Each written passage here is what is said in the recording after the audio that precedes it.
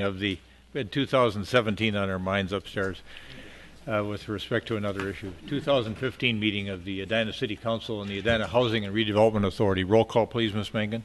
Member Brindle. Here. Member Staunton. Here. Member Stewart. Here. Member Swenson. Here. Mayor Hovland. Here. We have in front of us this evening a revised agenda. Is there anyone that wants to change anything or add anything to the revised agenda? Otherwise, I'll entertain a motion to adopt the revised agenda. So moved. Second. Got a motion and a second to adopt the revised agenda. Discussion. All those in favor say aye. Aye. Aye. Opposed say nay. Carried.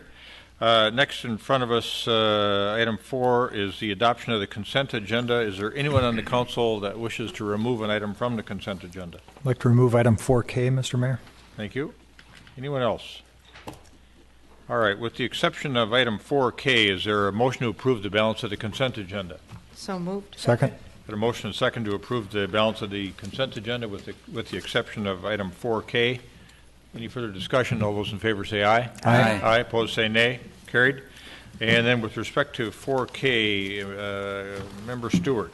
Yes, I just wanted to be able to comment on item 4K. I don't expect the outcome to be different, but this piecemeal extensions, these 30-day extensions, I said 2 extensions ago that I thought if the developer were to give us a longer extension, it would enable us to have enough time to have a process for reconsideration that I think is absent in these short reapprovals of extensions. So for what it's worth, I just want to be on the record saying that. All right. Member Staunton. So having opened the door, I'll chime in as well. So I have heard from some folks on this topic, and I understand that there are folks who care a lot about this issue, who are anxious about something that may or may not be happening. And I'll tell you, I want to make another attempt to clarify my perspective in voting for these extensions. This project came to us. We voted on a proposed amendment to the comprehensive plan back in January, and we didn't get enough votes to approve that. I was one of the people voting against that. While I didn't think that the project merited a change in the comprehensive plan at that time, that is not to say that I am wild about the potential alternative that could be built with the existing comprehensive plan. As a result, I pushed, and we all pushed for a process to kind of examine our existing comprehensive plan, to start building a bridge to the future amendment of the comprehensive plan. And that process is underway. And while that process is underway, and there is a possibility that we will create a third way, if you will, of approaching that area, I am not interested in doing anything to push the property owner into doing something that I'm not interested in. And so I welcome the fact that they continued to watch. I know they were at the initial meeting of the Southdale study project, and I understand that representatives from the property owner were at the second meeting as well. And it is up to them to decide what kind of extensions they give us. And if they give us another 30 days, I'm fine with that. And I'll continue to be fine with that. And I hope that we make progress. And I don't want to push them into some alternative before we have the opportunity to explore other options. And so I'm continuing to vote in favor of accepting the extensions and appreciate the patience that the applicant is showing as this process moves forward. Thank you, Member Staunton. Member Case, Swenson. I'll move the extension of 7200 France Avenue. Second. We got a motion and a second to approve the extension requested for city action to May 12, 2015 on 7200 France Avenue. It's item 4K. Any further discussion? Just one Member clarification in addition to what has already been said. It's my understanding that the developer is also looking at stormwater and the mitigations that they would have to employ, I guess would be a good word, to manage stormwater, since that is a swale that manages stormwater from a large that comes from a large area surrounding that piece of property. That's correct, Member Brindle. That they've indicated they wish to continue to examine the drainage issues in the area and also monitor the development of the guiding principles for the development of the Southdale area as the bases for their request to extend their particular project. So thank you, Member Staunton, for your comments. I endorse them as well. Any further comments? All right. All those in favor of the extension, granting the extension request, say aye. Aye. Aye. Opposed, say nay. Nay. Carried. And next, we are going to move to special recognitions and presentations portion of the agenda. We have a series of those presentations tonight, a series of proclamations. And the first one is the proclamation involving Safe Digging Month in Minnesota.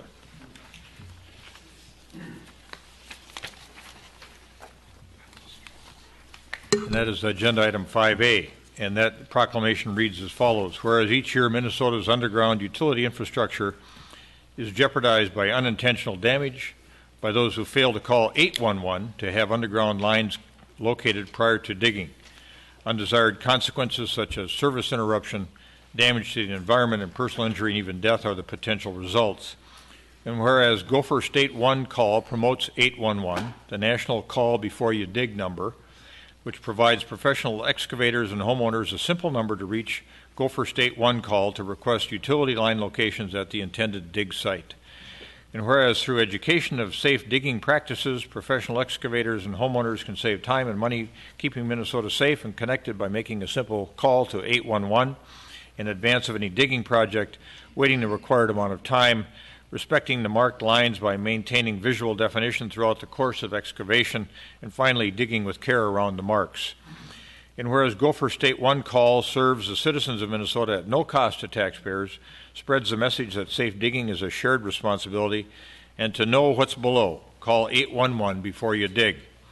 Now therefore the City Council of the City of Edina does hereby proclaim the month of April 2015 as Safe Digging Month in Minnesota, and encourage excavators and homeowners throughout Minnesota to always call 811 before digging. Safe digging is no accident. Is there a motion to adopt that proclamation? So moved. Second. We've got a motion and a second to adopt the Safe Digging Month in Minnesota proclamation. Further discussion? All those in favor say aye. Aye. Aye. Opposed say nay. Carried. And I think, is Becca Verdon here from Centerpoint? I'm going to hand you this, Becca, and if you wanted to make any follow-up comments about the Safe Month, we've got this all signed. Welcome. Thanks for coming over this evening. Go ahead and go to one of the side podiums and identify yourself, and we look forward to your comments. Becca Verdon, CenterPoint Energy, 800 LaSalle Avenue, Minneapolis, headquarters and your gas provider. On behalf of CenterPoint Energy, I am the Public Relations Manager and spokeswoman. I would like to thank Mr. Mayor and council members for considering this proclamation and helping us ensure safe and reliable service in protection of life and property. Thank you. Thank you.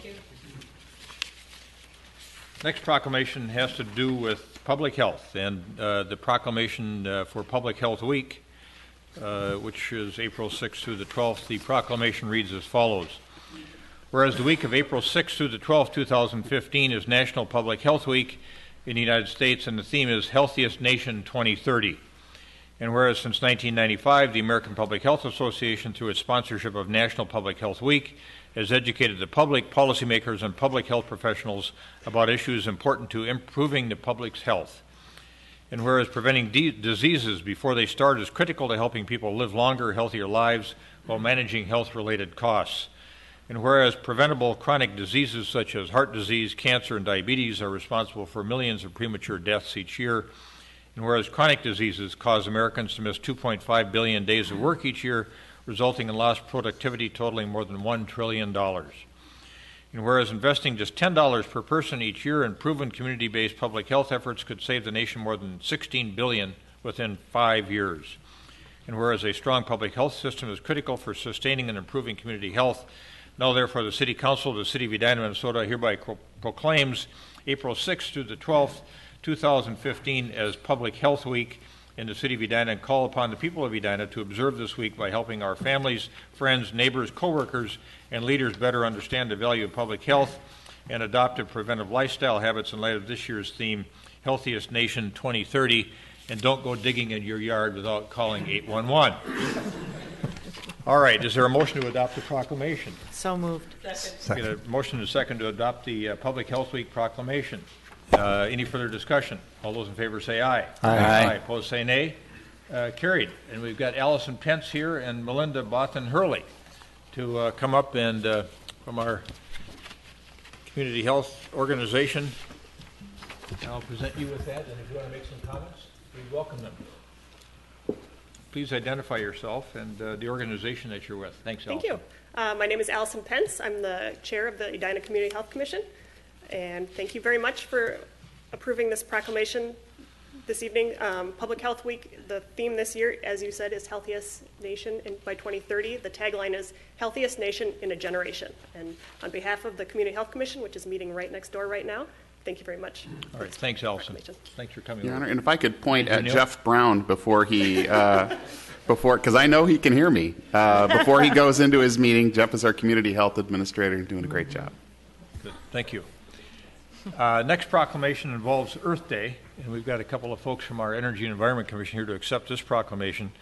Earth Day 2015, whereas the global community now faces extraordinary challenges such as global health issues, food and water shortages, and economic struggles, and whereas all people, regardless of race, gender, income, or geography, have a moral right to a healthy, sustainable environment in which to live with economic growth. And whereas it is understood that the citizens of the global community must step forward and take action to create a green economy to combat the aforementioned global challenges. And whereas a green economy can be achieved on the individual level through educational efforts, public policy, and consumer activism campaigns. And whereas it is necessary to broaden and diversify this global movement to achieve maximum success, now therefore be it resolved that the City of Edina hereby proclaims April 22nd, 2015 as Earth Day in order to support green economy initiatives in the City of Edina and to encourage others to undertake similar actions.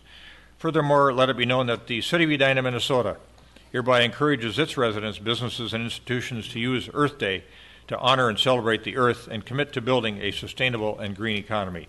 Is there a motion to adopt the proclamation? So moved. Second. There's a motion and second to adopt a proclamation. Discussion. All those in favor say aye. Aye. Aye. Opposed say nay. Carried. And we have Bob Gubrud and Paul Thompson here this evening to accept the proclamation. I'm going to hand this to one of those two gentlemen, and I think they've got some comments about some events coming up and maybe some comments relative to Earth Day itself. Thank you, Bob. Thank you, Mayor and Council and staff members. It's great to be here for another year. I think we've done this 5 or 6 or 7 years, and I remember the first Earth Day. I was a senior at Gustavus back in 1970. Little did I know what would happen over the next 45 years. But tomorrow, the timing of the proclamation is perfect because tomorrow we're having our 4th annual environmental forum at the high school with Paul Douglas and Erica Zweifel from Northfield. Looking forward to a big crowd, and we've invited the council members and the school board to come in and be in their seats, listening to the students and to our speakers. And for all people who bike, walk, or carpool, they can win a solar charging system. So if you, and a carpool is 4 or more in your car, so don't think you can get a carpool for 3 people tomorrow. And I'll let Bob say a few words. All right. Bob, would you want to put that announcement about tomorrow's event on the center podium there and have it, we can have it scanned in at the end of your comments. Okay. Put it right on the city seal, Paul. There you go. Well, I think what we're really delighted to always have your support. What we're wanting to do, of course, is reduce our greenhouse gases here in Edina, as we were just talking about in our work session. And one of the important, we believe, opportunities to do that is to have renewable energy generation. And so we believe the sun, as the solar panels are on the City Hall and other places, to reinforce that message by creating an opportunity in our particular city for what we call community solar. So we appreciate your support and an opportunity to provide that kind of awareness in our city. So thank you. Thank you, Bob. Thank you, Paul. And one more serendipitous thing that just happened. We did not have a connection with Centerpoint Energy for their table.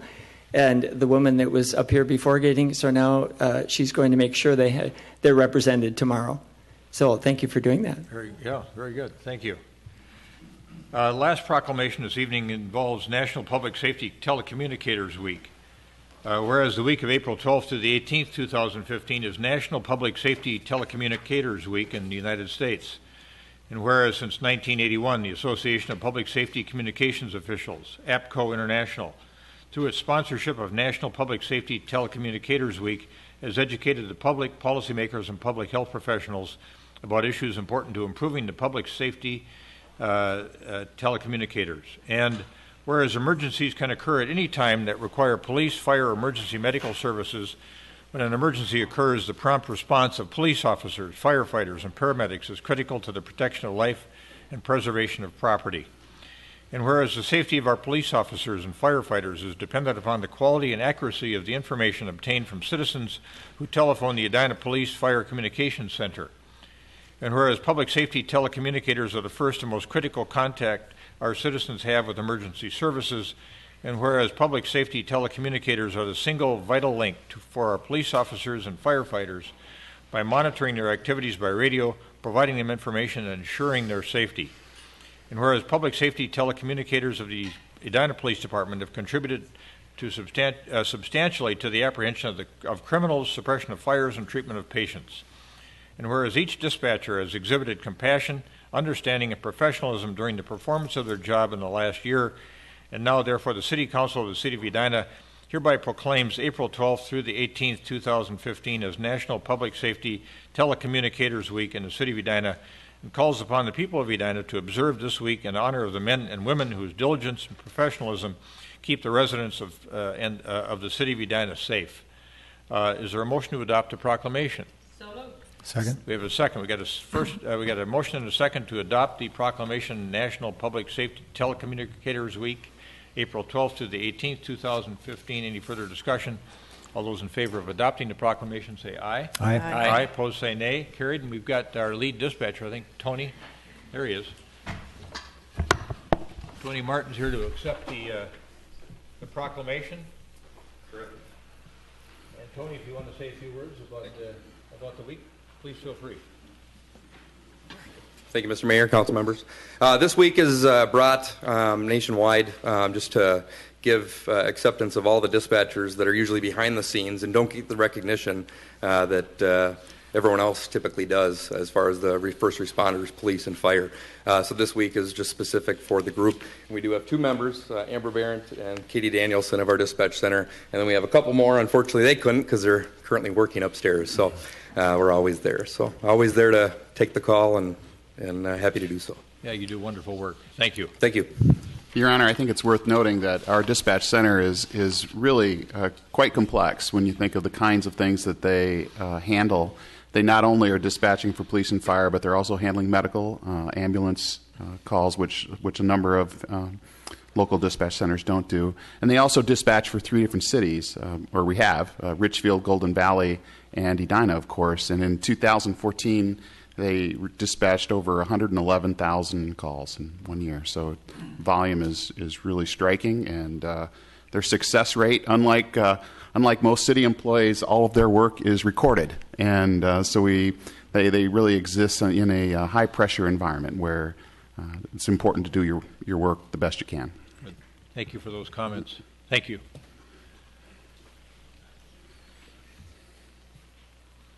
You better get upstairs, Tony.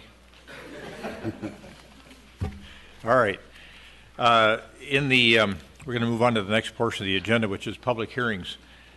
And we have one public hearing this evening, and that involves the potential adoption by the Council of the Comprehensive Plan Amendment regarding the adoption of the small area plan for the Wooddale Valley View area. It's embodied in Resolution 2015-32. And Karen Kurt, our Assistant City Manager, and potentially our Community Development Director, Carrie Teague, have a role in this presentation. But I can see that Karen has a primary role as she's getting everything set up. I'm just pulling up the PowerPoint. Susan Lee, I think, is going to. Oh, Susan Lee is going to take it. All right, very good.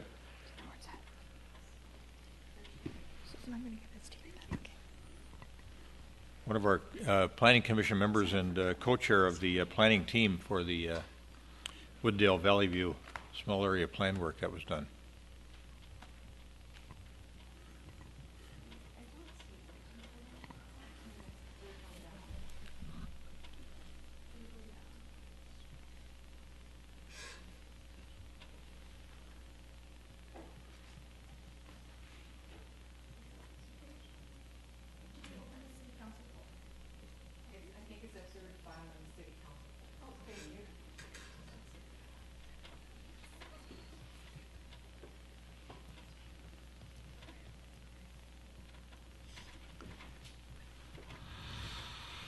Okay.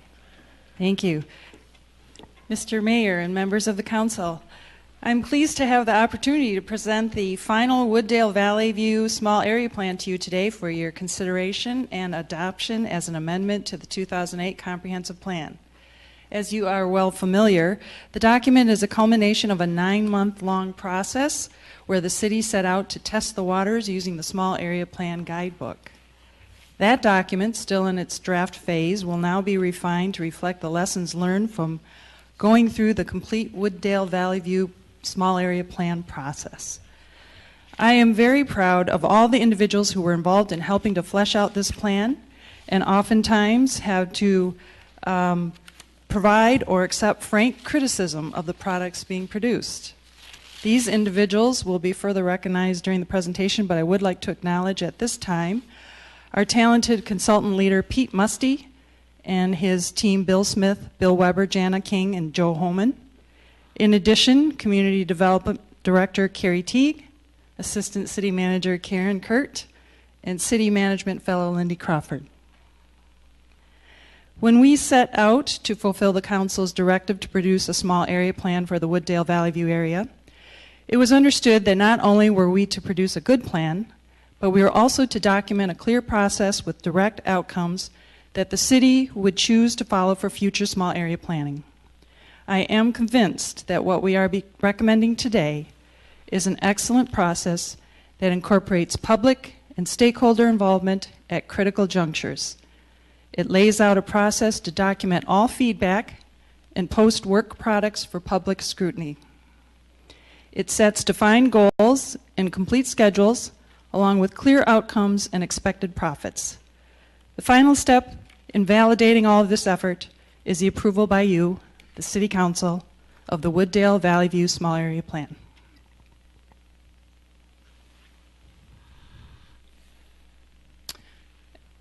I'm just going to review this very quickly for viewers who might be coming to this process at the very tail end, but this document's our 9-month process, and this calendar essentially has not changed with the exception of we're coming before you a little bit later just to do some final tweaks of the editing of the final draft.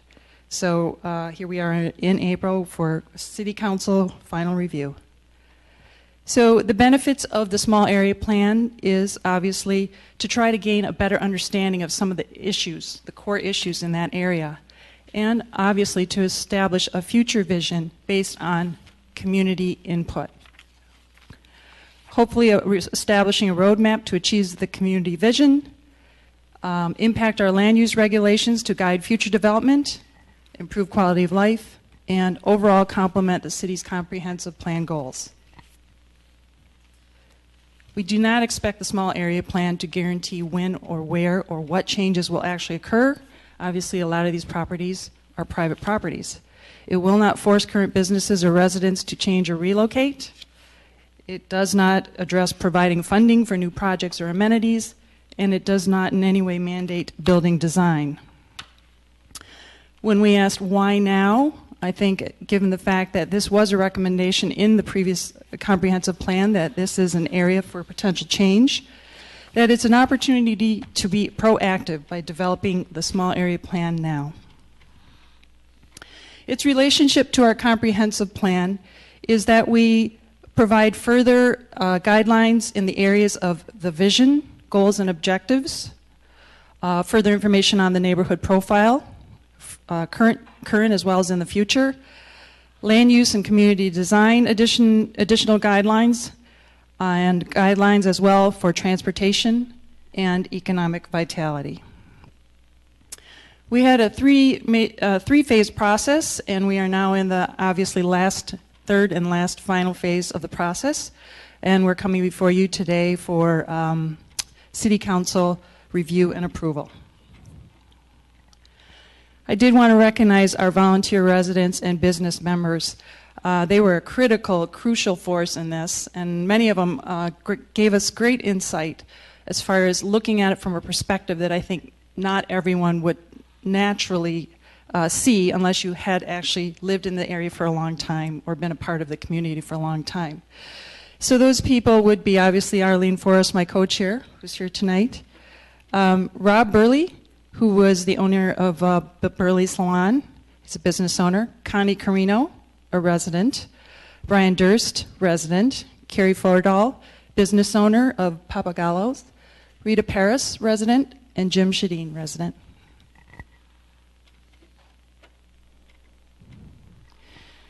This graphic is probably one of the most useful outcomes of our whole process, and I think it's something that we might want to take on into the future. It is specific to our process at this point, could be generalized to become more of a template for future small area plans. Anything in green outlined in black are our public engagement sessions. So you can see we actually had 4 sessions if you count the kickoff. So at the top we had the kickoff. Quickly assembled our team, both our resident volunteers, business volunteers, as well as our consultant team, and held the Discovery Workshop. The Discovery Workshop was the first time where everyone was called together to really identify what they felt were some of the issues that we needed to address. Out of each of these public engagement sessions, you'll see a white oval in general that's generated. And this is gleaned from the information that is collected at each of these sessions. So it's important at the sessions that the information that's collected is documented and also made available to the public as a document, as a record of what transpired during that meeting. Out of that list of issues, which we developed after the first Discovery Workshop, you'll see sometimes these gray boxes, and these are more like synthesis steps. So now that we've got that information, we take it back to the planning team. Sometimes it's our planning team in conjunction with the consultants. Sometimes it goes more directly to the consultants. But they take this and then obviously generate more recommendations, more guidelines, more whatever they can from that information. So sometimes you'll actually see a couple of these oval bubbles popping up here. So in our process, we identified 5 major issues and 10 guiding principles, as well as some long-range scenarios that we might want to propose. The second public engagement session was called the Dream Workshop. And there, again, we were trying to collect and solicit more public input as to what they would like to actually see in that area. So the first one was issues. This one's about what do you really want to see? What do you think is going to happen? Again, there's a little synthesis gray box there where our planning team looked at all those, the information collected, and out of that came what we called the Core Elements Plan. The Core Elements Plan started to become the draft set of guidelines that would impact things such as economic vitality, land use, and community design, which are actual chapters in our comprehensive plan. The last and final public engagement session was called the Progress Update. This is probably the one that was the most fun and most people identify with. That's where the scenarios come out, and we actually had boards for people to react to and give their feedback on. Again, we are even up to that point still learning and collecting more feedback, getting more input. Again, we are synthesizing it in the gray box. And out of that, at that point in time, we were posting everything up till now online. So we used multiple ways, which would be like Nextdoor, City Extra, and the Edina website. All documents would be posted there, and notices were sent out for public feedback. So this yielded the final small area plan draft that, again, got posted for official community input and also went before the Planning Commission, and that's what also City Council received, and we asked for your comments as well. And so tonight what we are presenting is what's at the very bottom of this chart, the small area plan itself. So I just wanted to touch on just a few of the highlights. The guiding principles.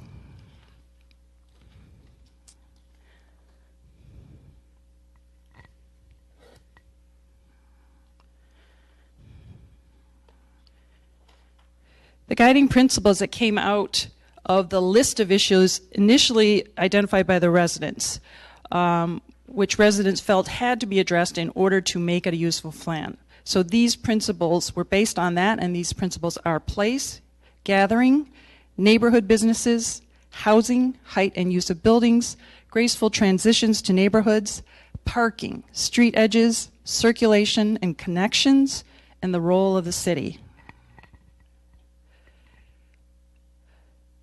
Our team set the following economic vitality goals. It was to cultivate a rich mix of businesses and retail with an emphasis on a neighborhood feel, to support the upgrade of the existing properties through an improved tenant mix and better image, marketing, and promotion, and to encourage and support an amount and range of businesses calibrated to the realities of the market. In addition, encourage redevelopment of aging commercial properties and the development of vacant land based on market forces. Our land use and community design goals specified concentrating the activity near and as close to the intersection of Wooddale Valley View as possible, to design new buildings that engage the street and ensure that any new buildings will gracefully transition to nearby single-family homes in both terms of scale as well as design. In addition, we allowed the land use to evolve in response to the changing market conditions. Discourage drive-throughs was the final recommendation. We are in this under land use, we are recommending that the previous neighborhood commercial land use designation be replaced with the NN neighborhood node designation. This designation was to specifically highlight a more community neighborhood-based intersection as defined as overall commercial. Specifically, the small area plan introduced and recommended this category as having a more intentional emphasis on the intertwining of new alternative housing units, such as row houses and townhomes, landscaped open gathering spaces, and pedestrian and bike-friendly planning and design. We have a table that's in the report, and this is going to be how we recommend that we guide the land use under the NN neighborhood node designation. The items in blue are in particularly highlighted as significant changes or additional specificity to this category. And that is under development guidelines, we're stating that the building footprints are generally less than 2,000 square feet or less for individual storefronts. Parking is less prominent than the pedestrian features. Encourage structured parking and open space linkages where feasible. This is all to advance the pedestrian movement. And then encourage development in this area to comply with the following guidelines, which are in the plan.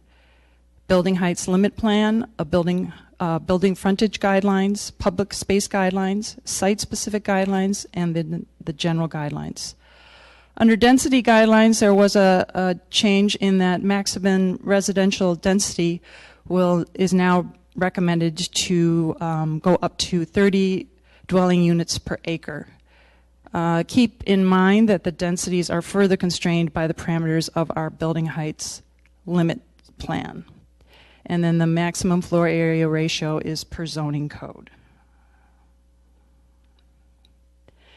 So the plan outcome essentially is saying it allows for more building height near the intersection itself, but it mandates a two-story transition area that will serve as a buffer to single-family homes. Because this is primarily an area that is sandwiched by residential, that was a key point that our planning team members felt very strongly about, as well as our consultants.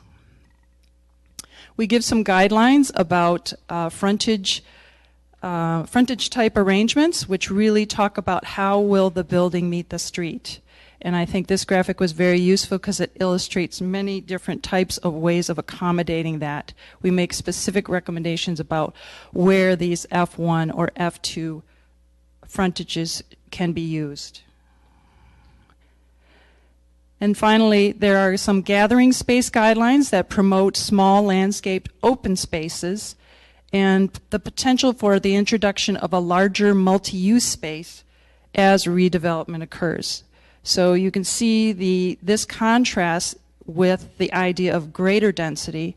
Yes, greater density, perhaps additional site, but not without the corresponding balance of open space. We also have some site-specific guidelines. It is a small area, but we felt that this was important to come up with some guidelines and recommendations for these areas.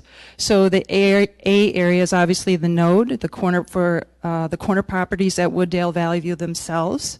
We have guidelines for the Fairfax and West 61st Street area, and of course guidelines for the city-owned site on Kellogg and Valley View, as well as what we call the Eastern Gateway at Valley View Oak Lawn and West 62nd Street.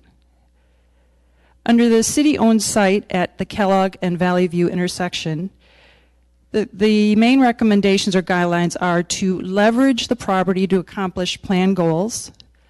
Optimizing the site will likely require land assembly or recombination with other pieces or parcels, and maintain this property as passive open space until the right opportunity arises.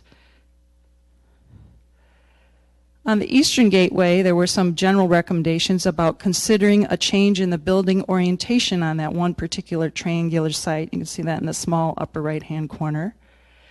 And then that soon becomes an opportunity for some gateway public art and setting up of an, as we said, more open feeling space.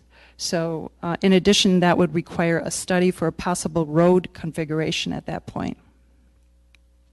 Under transportation and street design goals, we had guidelines that ensure consistency with Living Street principles that will encourage walking, biking, and transit access, provide safe, convenient automobile traffic, and addresses an adequate parking supply. This diagram was more detail as far as where we might want to consider extending some pedestrian walkways and add some additional planting, and looking at general overall intersection improvements. So this was the earlier where I talked about the reconfiguration. The plan does make a recommendation as one potential suggestion of studying the intersection of Valley View, Oak Lawn, and 62nd Street. So the next steps, if this is approved tonight by the City Council, the plan does need to be forwarded to the Met Council for their approval. Then the City will have 1 year from the date of the amendment to bring the zoning ordinance into conformance with the comprehensive plan. Any questions? Thank you, Mr. Mayor. My thanks initially to my former colleagues, Commissioner Lee and Commissioner Forrest, and all of the folks in the neighborhood. This is a terrific example, another terrific example of community engagement to develop a vision for the future of our community on a smaller scale in that Valley View Wooddale area. And I commend all the work that you've done on this, and really appreciate the work of the consultants as well as the business owners and residents who pitched in to make this happen. I know I attended, and I think Member Swenson also attended one of the sessions at least, and it was great work. So I really appreciate it. In terms of questions, Commissioner Lee, you talked about the 1 year to bring the zoning ordinance into compliance. Are there, just on a big picture sense, things that you see as the bigger rocks in that bucket, so to speak, that we'll have to work on over the next year if we approve this change to the comprehensive plan? Yes. Are you asking me what the bigger rocks are? Yeah, can you just give me, we don't need all of them, but I'm just kind of curious as to the big things that you think we need to address. I think that obviously the key interest is sort of that major commercial property right there on the northwest side. And the recommendation of the report is to allow for a slight change in building height, and I believe density as well. The reason isn't that we're trying to go for more density. It is to try to bring overall more conformity to that whole node. So it opens up options for allowing more multifamily housing, for instance. Right now it's zoned commercial, and commercial limited to 2-story. So those kinds of things probably sooner rather than later would make sense, because obviously it will directly impact any proposals that might come within the next year. And then I notice from a height perspective, there's discussion of 3 stories on the north side of Valley View, but 4 stories on the south side of Valley View. Can you help me understand the rationale behind that? I think that on the south side, it was seen as that is still primarily residential. It goes down to residential. I think that we may have incorporated, I think, the southeast corner into the area that actually might be looking at a higher height limit there. Only because right now the structure there now is, I believe, only 1 story. Okay. But the feeling is to identify that corner, you almost have to treat the corners the same way. So we are making a recommendation that those corners will actually be guided the same way. And there's some topography going down the hill there too, Exactly. isn't it? So you figure you can bear more height as it builds into the side of the hill. Right. Okay. Yep. And as I recall, there's some good, there's almost some foliage buffer between there before you get down to Garrison. It is a so you very get some narrow space. strip of property, so Right. I think it's going to be challenging, even regardless of what the building limits are, or Right. what you can actually do there. But we're just trying to maintain consistency at this point and leave it open that corner could potentially set up that Sure. node. Well, I just let me just close by saying how much I appreciate the work, and I think it's a terrific product. I'm really, I think it's yet another example of really good planning and good thinking and a lot of hard work. So thank you and everybody on the team. Thank you. Member Stewart. I'd like to echo Member Staunton's thanks to all of you who worked on the project. I think also it's a great piece of work. I do want to hold it up as an example of a small area plan. Hopefully we can replicate this in other places around the city. I think it's a great effort. I recognize that the Wooddale Valley View area is much smaller than some of those other places, so the complexities get pretty dramatic as we try to apply the same kind of approach in other places. But this is a great model to start from, and we thank you for the work. Thank you. Good. Thank you. This is a public hearing. We're going to open it up for public testimony. Folks, if you care to come forward and testify, you'll have 3 minutes. Give us your full name and address when you come up to one of the side podiums. I think that's the best place for you to be. Ms. Melton, welcome. Thank you. Go ahead. Good evening, Mayor and City Council members. I also want to express my gratitude. And your full name and address, please. I threw you off I'm that sorry. way. Hope Melton, 4825 Valley View Road. I'm just west of on Valley View, just west of the small area plan site. So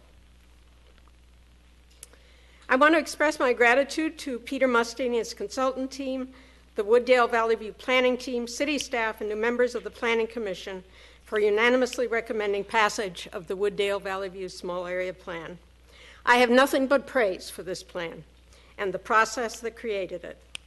This plan creatively addresses Edina's 21st century demographic, financial, and environmental challenges and does so in ways that preserve the unique character of the Pamela Park and Concord neighborhoods. I strongly support the following items: density and height increases that are essential to addressing our challenges and are established in appropriate locations with graceful transitions that preserve the modest scale residential nature of surrounding areas. The active adult senior and ownership multifamily housing is appropriate within this neighborhood context and will help balance out large increases in rental units in the nearby Southdale area. The mixed-use neighborhood node destination encourages small-scale and neighborhood-friendly development with gathering places and walkable transitions.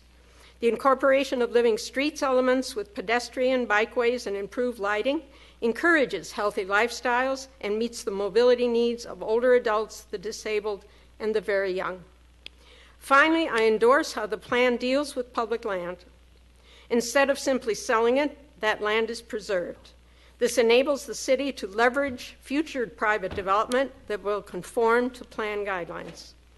Using public land to leverage neighborhood and environmentally friendly private development is strategically wise and fiscally responsible. It is both simpler and less expensive than trying to influence development once the land is privately owned. The planning process was consistently clear, comprehensive, and democratic. The citizens' engagement component began appropriately with neighborhood association meetings, where the small area plan was carefully explained, including clear descriptions of what would occur at each stage of the plan development. Realistic public expectations were thus established from the onset.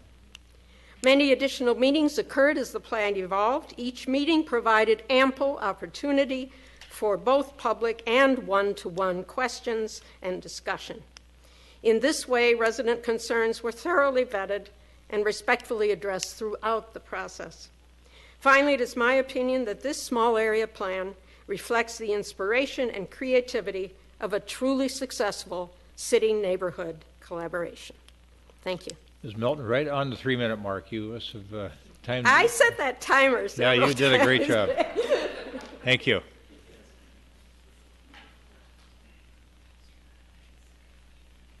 Here comes one of our planning team members.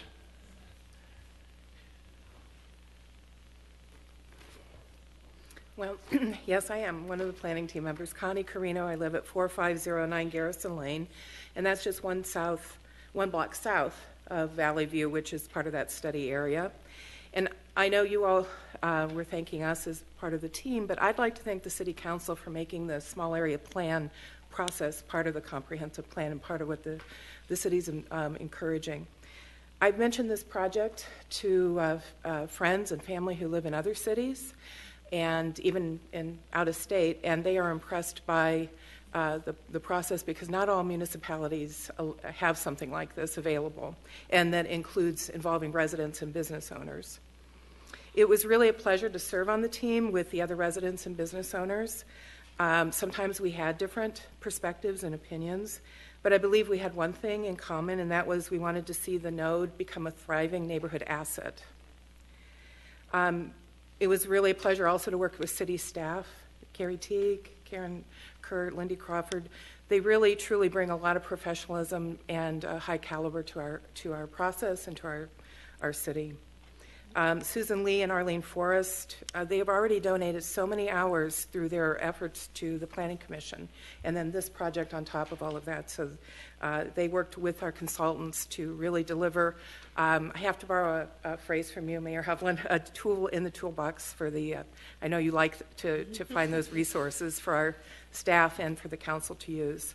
Finally, I'd just like to encourage more residents to get involved in the upcoming small area plans. I think there's one for Southdale and then next 70th and Cahill, and if there's any others that would happen, because whether you apply to be part of the team or just attend those meetings, it really is a good way to participate in near-term and long-term change that's going to happen in the city. So thank you. Thank you. Thank you, Ms. Carino. Thank you for helping the team and helping our community. Anyone else? I'll move to close the public hearing. Second.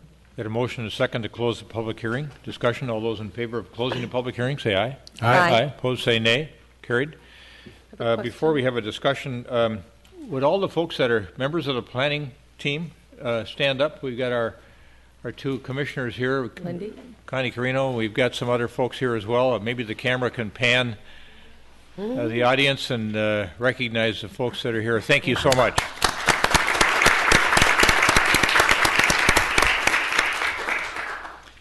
All right, comments. Member Swenson. I have a question first. Carrie, when the Noonan project happened, though I think when we made the changes, he didn't own it at the time, we did a drive-through. How do we remove that? Is that possible? It is possible. Right now it's in the zoning ordinance that allows a drive-through under those very specific conditions, but we would have to remove that from the zoning, from that PCD1 zoning classification to eliminate drive-throughs as a permitted use. Can we do that as part of moving this forward to the Met Council and then changing the building to meet that change? Yeah, I don't think we would need to change anything in this document in order to do that. No, I know that. I'd like to do that because the document discourages drive-throughs in that neighborhood. I think they've understood what the tightness of the neighborhood does, and the traffic and the pedestrian bike-friendly part of it. So I'm just thinking as something to do in addition to moving this document forward to Met Council and then having our zoning codes match it, that might be the other thing that we need to do. Yeah, we can certainly do that. There's a couple other zoning changes that need to be made. We need to increase the height from 2 stories to 3 stories, so we could incorporate that elimination of the drive-throughs within that ordinance. You know, I'll allow everyone else to speak in on that, but that is one thing I'd like to add to the changes that we make. The other thing, this is my neighborhood for 29 years, so this is really exciting for me, obviously. I'm really proud of the team that did it. I'd also like to tell you that as of in June, Patisserie Margot will be moving into the old hardware site, which is also very exciting. And there is a new exercise studio that I'm not sure exactly how to describe it, that is moving into what used to be the Superette, then was the bike shop, and now is going to have that. And I know they're hoping to open up before school is out. So while that building isn't going to change dramatically in its shape and size, it's going to certainly change in how it functions for our neighborhood. So I'm very excited about those changes. So thank you. Thank you. I support this 100%. Thank you. Roger Knutson, we've got in front of us this evening, the action requested is to adopt the Valley View Wooddale Small Area Plan as part of the 2008 Comprehensive Plan, but as I understand it, we're not dealing tonight with underlying zoning changes. Those would come back to us at another time. So to Member Swenson's point about the potential for eliminating drive-throughs in a PCD1 district, that could come as part of a consolidated package of things that we have to do in terms of zoning changes?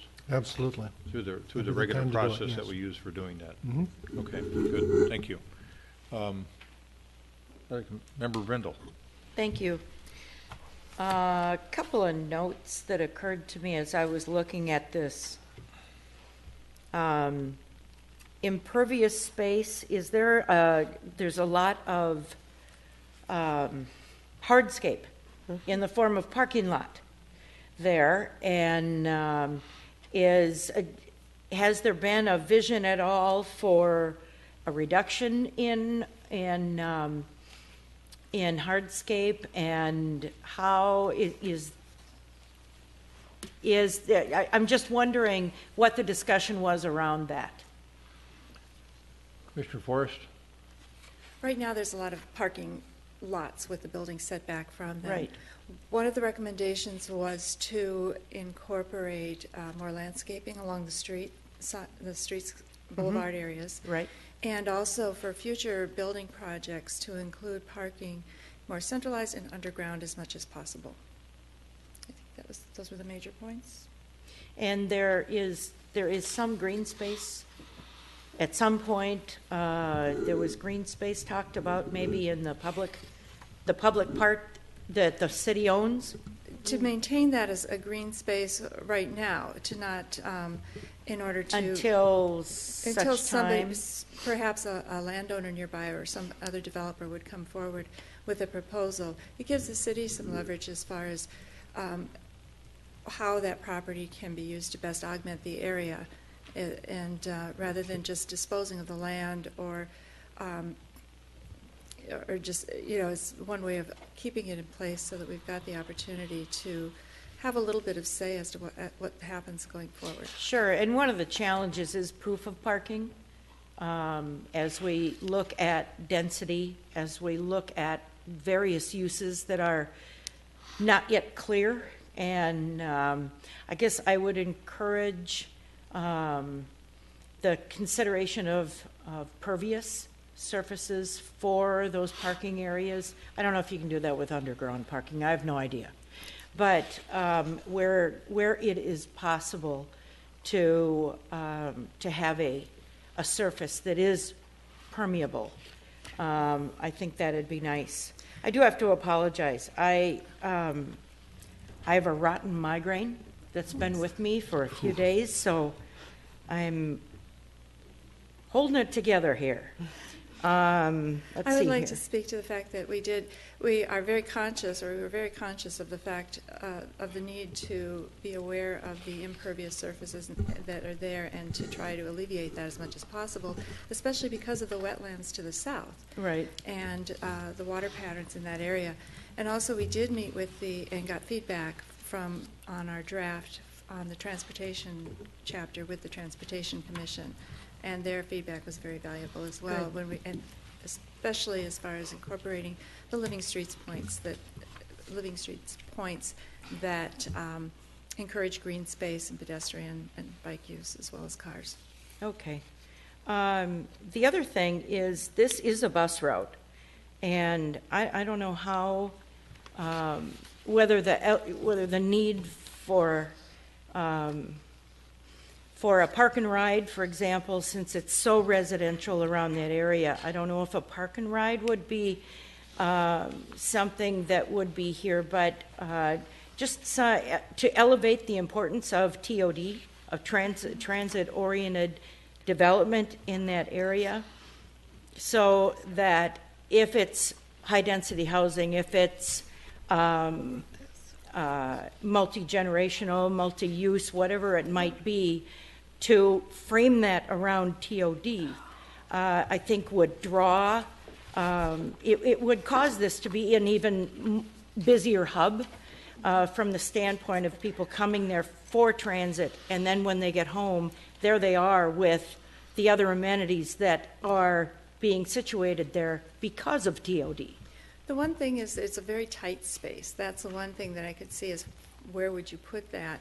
And it also is kind of viewed as, I think the goal was to try to foster neighborhood-friendly and neighborhood-useful businesses and things too. Mm-hmm. I'm not saying that that's out of line or out of the question, especially with increased density, but I can see the biggest challenge would be it's a tight space area-wise. For much of a park and ride, but I think that's a very useful comment.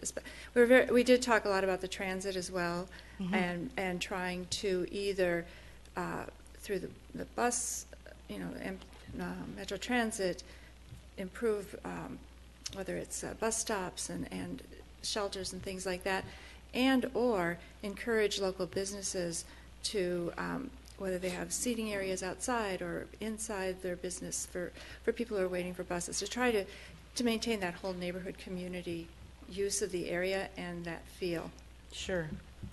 And Member Brundle, if I could just add to that, that there are, the small area plan addressed areas that were, or made comments about things that were unique to this specific node, but there are a lot of topics that are contained within the comprehensive plan itself that would still continue to apply to this area as well. Oh, okay.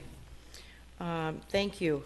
And from a zoning standpoint, I mean, this is something, as we mentioned, can be dealt with in the future, but I kind of see a PUD here where you've got some nice identification already in some of these maps of heights and even the way an entrance might appear and work itself into the topography of the area. And I think a PUD would be a great way to incorporate that and have it fit that area. I agree. I think that that's a strong possibility. Hopefully having this document, though, will allow us, as projects come before the city, to evaluate these proposals in a way that with the PUD you have a little more say as far as, okay, we want your frontage to be this way, or if the height's this, then you have to provide this open space or something like that.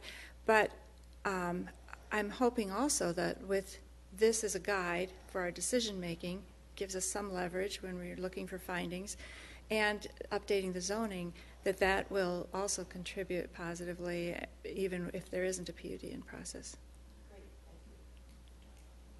Anyone else on the council wish to inquire or comment? I'll move this Is there item. a motion? Second? We got a motion and a second to adopt the Wooddale Valley View Small Area Plan into the 2008 comprehensive plan. This requires a 4/5 council roll call vote. Member Staunton? Aye. Member Stewart? Aye. Member Swenson? Aye. Member Brindle? Aye. Mayor Hovland? Aye. Again, to the planning team, the consultants and the staff, thank you so much. This is a first-rate piece of work. And for our co-chairs, our planning commission members, high praise to both of you. And then especially to, I think, the residents and the business owners down there, Rob Burley, Connie Carino, Brian Durst, Kerry Fordall, Rita Paris, and Jim Shadeen. Thank you again so much on behalf of the entire community. Great, great piece of work. All right. Community comment. Community comment. Is there anyone in the audience that wishes to come forward and inquire or comment regarding a particular matter that wasn't otherwise on the agenda this evening? You'll have 3 minutes when you come forward, if you do come forward. I'm not seeing anybody coming forward. We'll move on to the next portion of the agenda, which is reports and recommendations. It's April. Art Fair time just around the corner, and that's the first thing in the reports and recommendations portion of the agenda. And Dave Nelson, our Chief of Police, has the request from the 50th and France Business Association for a temporary alcohol license. Chief? Special use of land permit, or special use of city property permit. All right, they're going to ask, okay, they're going to use our city property in conjunction with their Correct. Art Fair event. Go ahead. Good evening, Mayor and council members. The 50th and France Business Association has applied for a special permit for the use of city property at the 50 parking lot for hosting a beer garden during the Art Fair event being held June 5th through the 7th, 2015. It has been several years since the Art Fair has ran a beer garden, and the association thought that with the Edina Grill catering the alcohol service, the 50th and France Association would find it financially feasible to make this part of the Art Fair once again. The Edina Grill does have a state alcohol catering license. The proposed alcohol service will be Friday and Saturday from 11 a.m. till 6:30 p.m. and on Sunday from 11 a.m. till 4:30 p.m. As required by city code, the association has submitted the required application, paid their fee, provided all the requested documentation, including a copy of the site plan and security measures, which have been reviewed and accepted by the police department. All staff recommends approval of the special permit to use the city property as requested. I can stand for questions. All right. Questions for the chief? All right. Is there a motion regarding this matter? So moved. Second?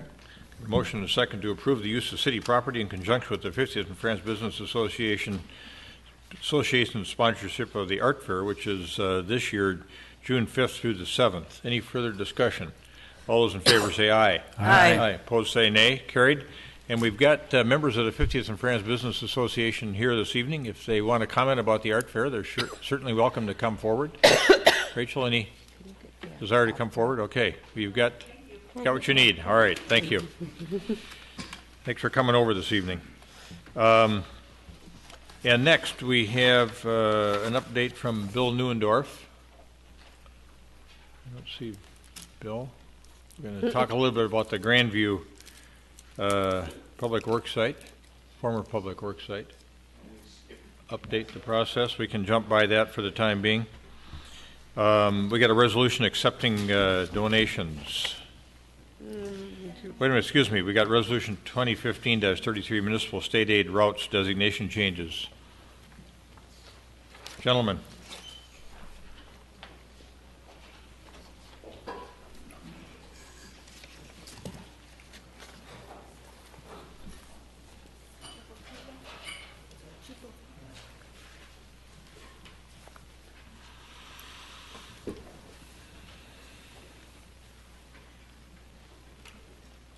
Mayor, members of council, I'm pleased to introduce Andrew Scipione, one of our engineering technicians.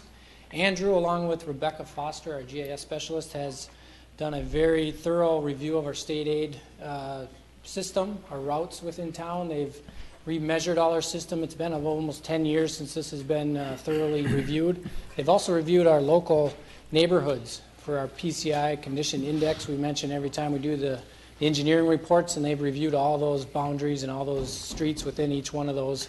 So they've made some nice reviews of both those systems. Tonight, Andrew will present some proposed revisions to our state aid system that is going to afford us some additional money through the state aid system. So with that, I'll hand it off to Andrew. Welcome, Mr. Scipione. Thank you. Thank you, Mayor, members of council.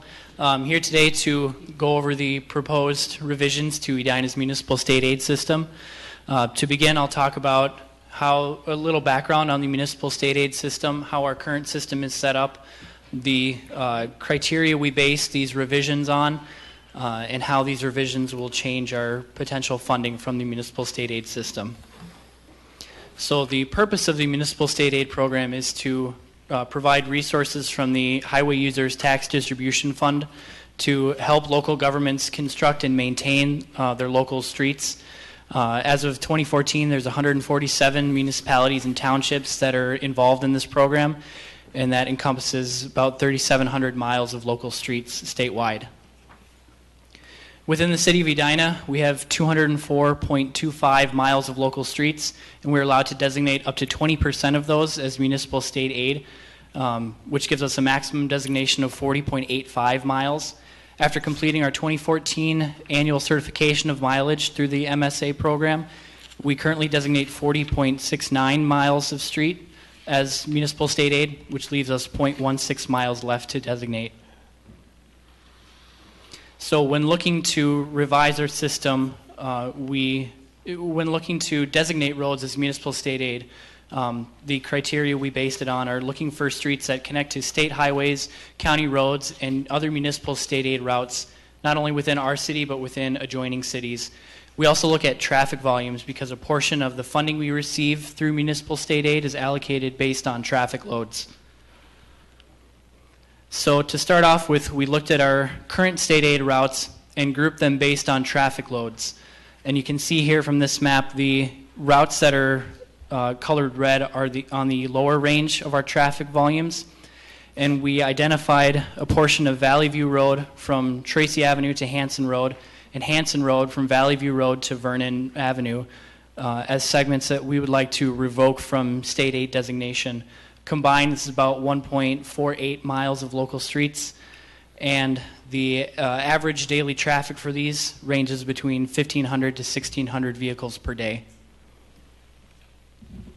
So when looking for new segments to designate as state aid roads, like I said, we were looking for roads that have higher traffic volumes, roads that connect to existing state aid routes within our city and within other cities.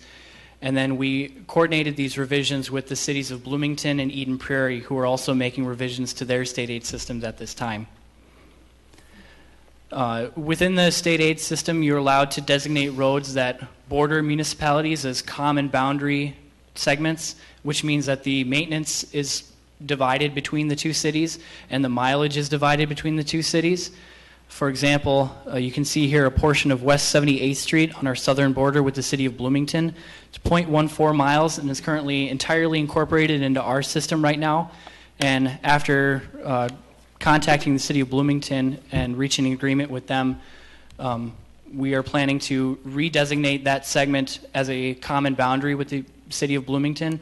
So the maintenance will be shared between the city of Edina and the city of Bloomington, and we will then only incorporate 0.21 miles into our system, which gives us some more mileage to designate other streets as state aid. With this extra mileage that we have, one other portion we would like to designate as state aid is Washington Avenue, which runs from Valley View Road to Edina's corporate limits. This is on the border with Eden Prairie, and again, this segment will also be a common boundary segment, and we'll share the maintenance and the mileage with the city of Eden Prairie. Another segment we're looking to incorporate and designate as a state aid road is a segment of Park Lawn Avenue, which extends from Gallagher Drive to France Avenue. This segment has an average daily traffic of 2,600 vehicles per day and connects to existing state aid routes on Park Lawn Avenue and Gallagher Drive. Another segment is Normandale Road and Wilson Road, which extends from Benton Avenue to the south to Eden Avenue to the north. It's about a mile-long section of road with an average daily traffic ranging between 4,200 and 5,100 vehicles per day. And this segment connects to existing state aid routes on Benton Avenue, Normandale Road, Southview Lane, and Eden Avenue. Finally, we'd like to designate portions of the Normandale frontage roads on the south end of town, east and west of 100, extending from Edina Industrial Boulevard to the corporate limits, and from West 77th Street to Viking Drive. These two segments together are 0.36 miles and have an average daily traffic of 4,900 to 3,500 vehicles per day. And you can see here from this graphic, these loops kind of close, these segments close the gaps between existing state aid routes on Edina Industrial Boulevard, West 77th Street in Edina, and on West 78th Street and West 78th Street in Bloomington. So going a little bit more into the funding for municipal state aid, the funding is allocated 50% based on population of the municipalities that are involved in the system, and 50% of the money is allocated based on what are called construction needs, which are essentially the relative costs to construct and maintain state aid routes to state aid design standards. So the construction needs are determined based on average daily traffic. So the higher traffic roads you have, the more cost per mile it takes to construct and maintain those streets. So, and the more construction needs you generate, the more funding you receive from state aid. And these costs include not only roadway materials, but curb and gutter, storm sewer, sidewalks, street lighting, and traffic signals. So this is a comparison of the 2.06 miles in total that we're looking to revise in our system. The existing segments, their traffic volumes, and the costs that they generate per mile based on that traffic loading. You can see in total these existing segments generate about $2.4 million in construction needs. And after making these revisions, that same length of streets generates $2.9 million in construction needs. So making these revisions gives us about $500,000 increase in our construction needs, which will then give us an increase in our funding from municipal state aid. So this diagram here kind of summarizes all of these changes. The red lines show the existing state aid routes that are not planned for revision. The yellow segment shows what we're planning to revoke, and the blue shows the new segments. And this, you can see on this table here, in making these revisions, we were able to completely maximize all of our mileage designation. That was one of the goals throughout this project, was to try and use up all of our available mileage to the best of our ability. And through this iteration, we were able to complete that goal down to the 100th of a mile. Are there any questions at this time? Yep. Member Swenson and Member Brindle. Hanson Road is one of my cut-through roads. I know what shape it's in. It's terrible. But there are a lot of houses that are on that road. Now, the minute you decide to not designate it as a state road, that means that the people that live on that road now share 100% of the street costs versus 20%. And I understand the number of trips down and why you would do that. Can you tell me when on our schedule of doing streets that you have Hanson Road? A portion of it, Councilmember Swenson, is in 2017 with the Birchcrest neighborhood. And like you said, it is more of a neighborhood feel street. So if we looked at all of our segments, which ones had the lowest ADT and which one had an opportunity to be included within a neighborhood street reconstruction project. And that portion of Hanson south, just south of 60th, it's not all the way to Benton, so it's 60th to the south. So when you start having meetings about that, you're explaining to people that may have lived there for a while, and if they know they lived on a state aid road, that, gee, you lived on a state aid road until 2015, and then we changed that, or the council changed it, and instead of paying 20% of that cost to do that road, you now pay 100. Correct. That's a tough message to give out. Yep, and we feel that the benefit to the overall network is the benefit to it, maximizing our mileage, giving us the best opportunity to grab a piece of that state aid pie, and also the costs aren't 100% just to those folks along the street. It's divided within that entire neighborhood. So there's this economics, the scale of the project, dividing those costs over the entire neighborhood. Okay. I'll let other people speak. Member Brindle. Thank you. I looked at this and I thought, well, there's got to be a reason we're doing this. So getting to the end of Andrew's report, I've figured it out. So thank you. Now I'm looking at the southwest corner, and where you have, okay, so let me make sure I'm looking at this right, because this is Washington Avenue. Okay. And if you go back to the graphic you just showed, go, no, stay here. Okay. All right, the one you just showed had the red line on the frontage road on the east side of 169. That was the frontage road right here by City Hall. So it's the frontage road on the east side of 100, just south of. But it was in the southwest corner, way down in the southwest. Go show back you the to overall that. map. That one right there, down in the southwest Yep. corner. So Is that that's City Hall? Well, no, the southwest, there's the existing red segment on the east side.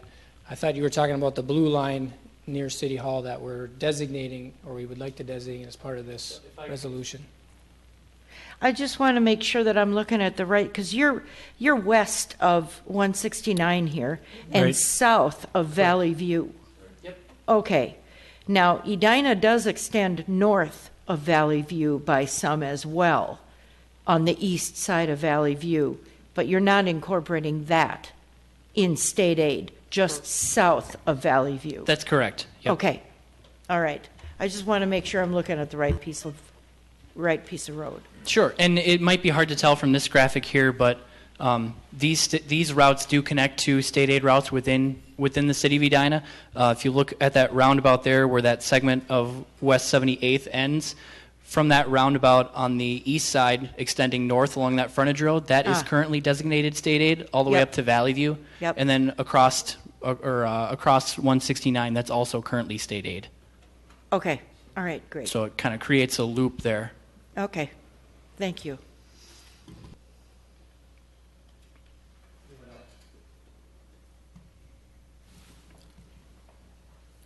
So to conclude,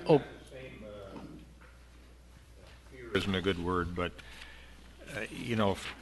historically, or based on the way we've historically determined what our MSA streets are, Hanson, Valley View Road from Tracy to Hillside Road, Valley View Road from Hillside to Hanson, and then all those segments on Hanson.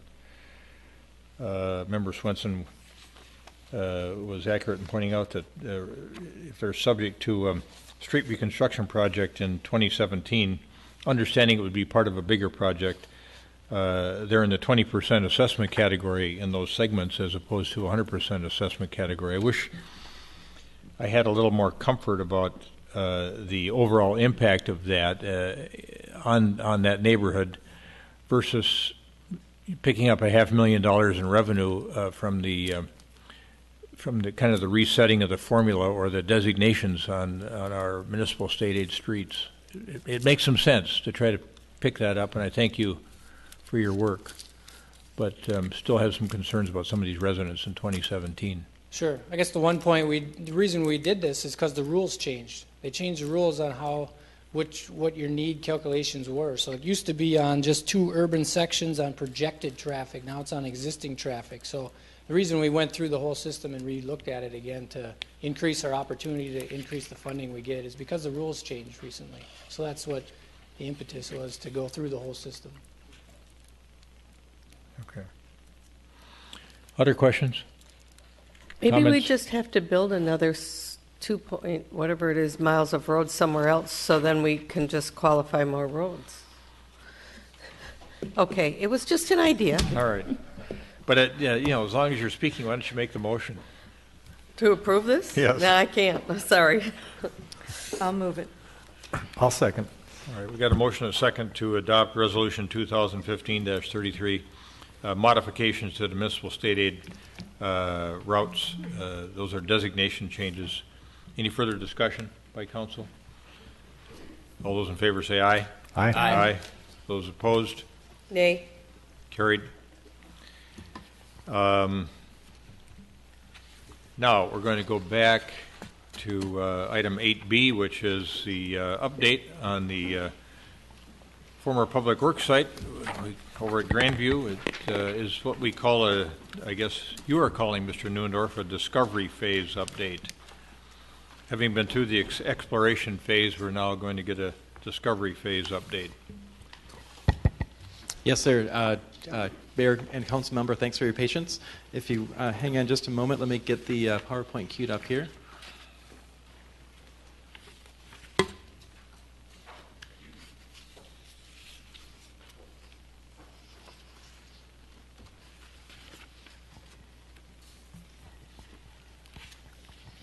All right. With me this evening are Dave Anderson and Dean Williamson with Fronshu, our development partners on this project. And we wanted to give you an update based on our discovery phase.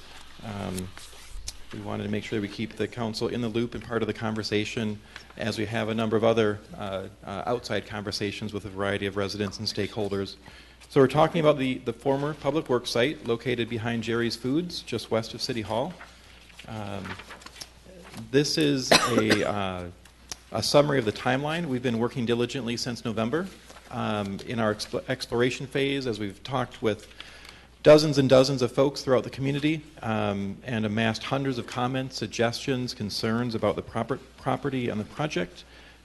We're currently in the discovery phase, so we've taken the hundreds of comments that we've received and started to try to put them together to see what works best, what works, what fits, and some things that don't fit. We held a public discovery session on March 11th, almost a month ago now. Had good attendance. We had about 100 people attend and participate very vigorously. This session was much different than the initial session where it was more input. At this meeting, we had 9 different stations, all staffed by integral members of the design team. And there was an opportunity for the lead site planner to show where we are today, to show some of his concepts based on what he's learned, but then also a great opportunity for people to interact and ask questions directly, both in a large group and one-on-one to a number of the design team on hand there that evening. At that session, we showed 3 very preliminary concepts. And I want to stress again that we're starting to put the pieces together. They're not perfect. Even tonight, they're not perfect. But since this is a publicly owned project, we wanted to make sure that we move forward in a transparent fashion. So a lot of these interim phases in most development projects would all be done behind the scenes, with the architects and the developers and the designers working behind the scenes. And due to the public ownership of this, we felt it vital to make sure that these interim steps were available to the public. And each time we've shown these initial steps, we've heard lots of concerns, lots of suggestions, some preferences. We've heard things that people don't like, things that people do like, and we continue to change and refine these concepts. So this evening, we'll show a new version, in fact, 3 new versions that are they each contain pieces of what we showed a month ago. The pieces that were not well supported are gone. The pieces that people seem to resonate with are included. And I'll have Dave and Dean walk through most of those in detail. What I want to reiterate, though, are the four popular themes that we continue to hear about the civic use. And we've been discussing the civic or community use of this property for many years now. When we last presented to the council in February, we show these same slides. But so far, there's of all the hundreds of comments and suggestions, there's 4 main themes that seem strongly supported in the community. The first, and these are in no particular order, the first is a multi-generational community center. This is similar to the concept that was originally shown in the development framework in 2012. It would have programming for seniors, but we wouldn't necessarily call it a senior center. It would have programming for teens, but we wouldn't call it a teen center. It would have fitness programming, but we wouldn't really call it a fitness center. It would be multi-purpose, multi-generational.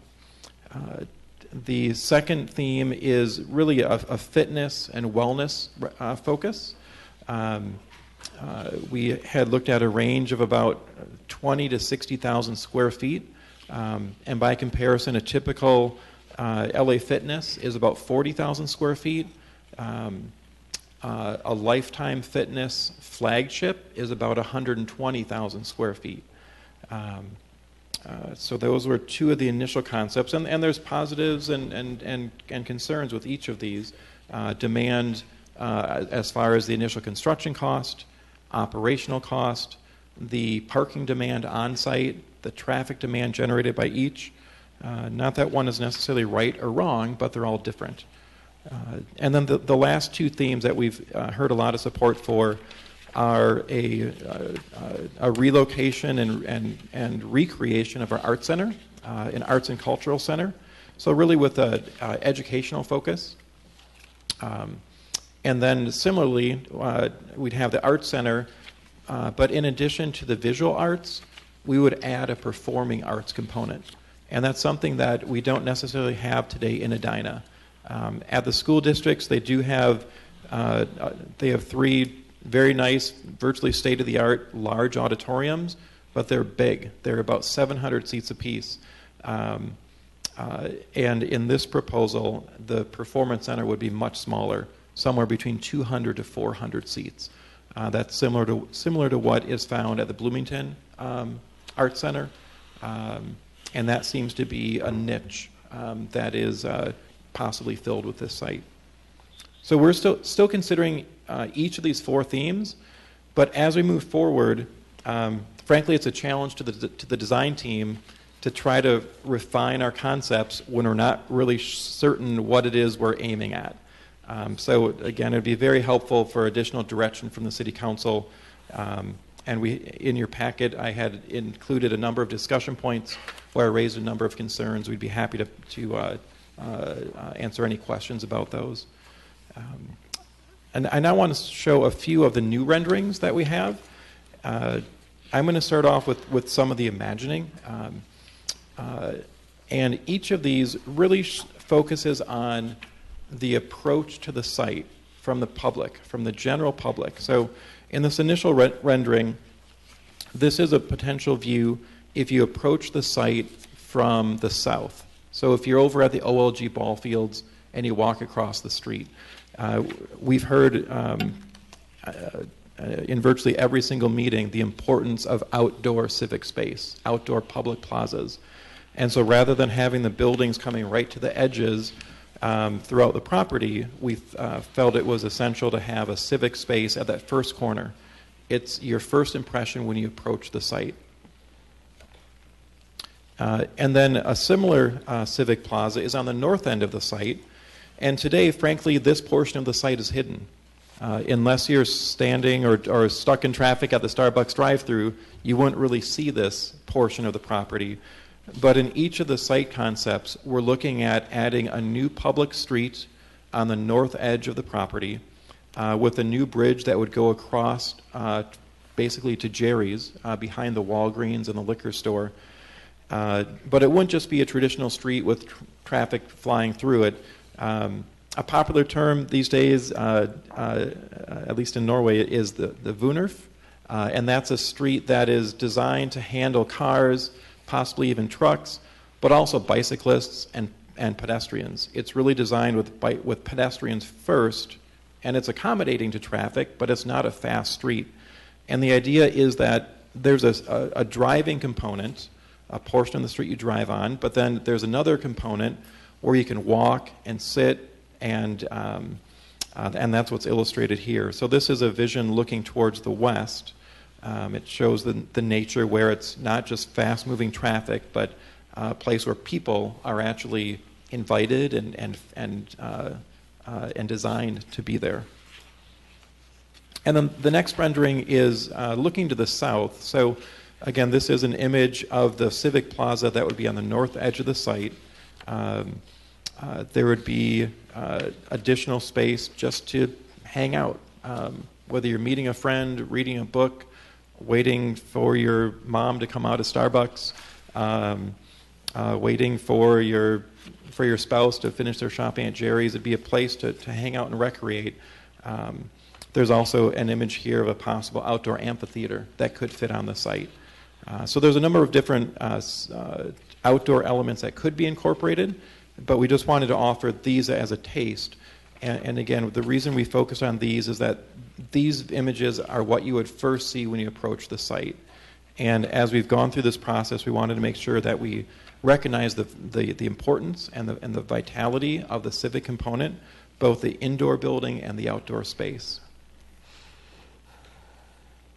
I'm going to hand it over to Dave Anderson now with Franchu, and he's going to walk briefly through each of these revised concepts. They're similar, but there's some unique differences in each one. All right. Thanks, Mr. Newendorf.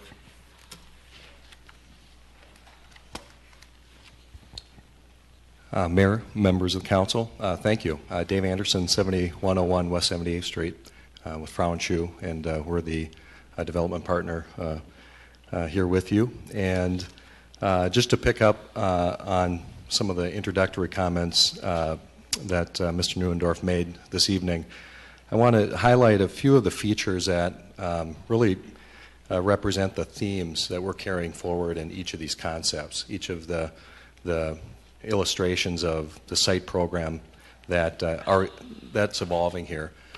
So tonight we're not really here to talk about the site design as much as some of the anchoring components of this development and what some of the potential is on how we plan and think about and program a site, 3.3 acres, some of the constraints with the site, with the topography, road systems, infrastructure, and the like that surround it.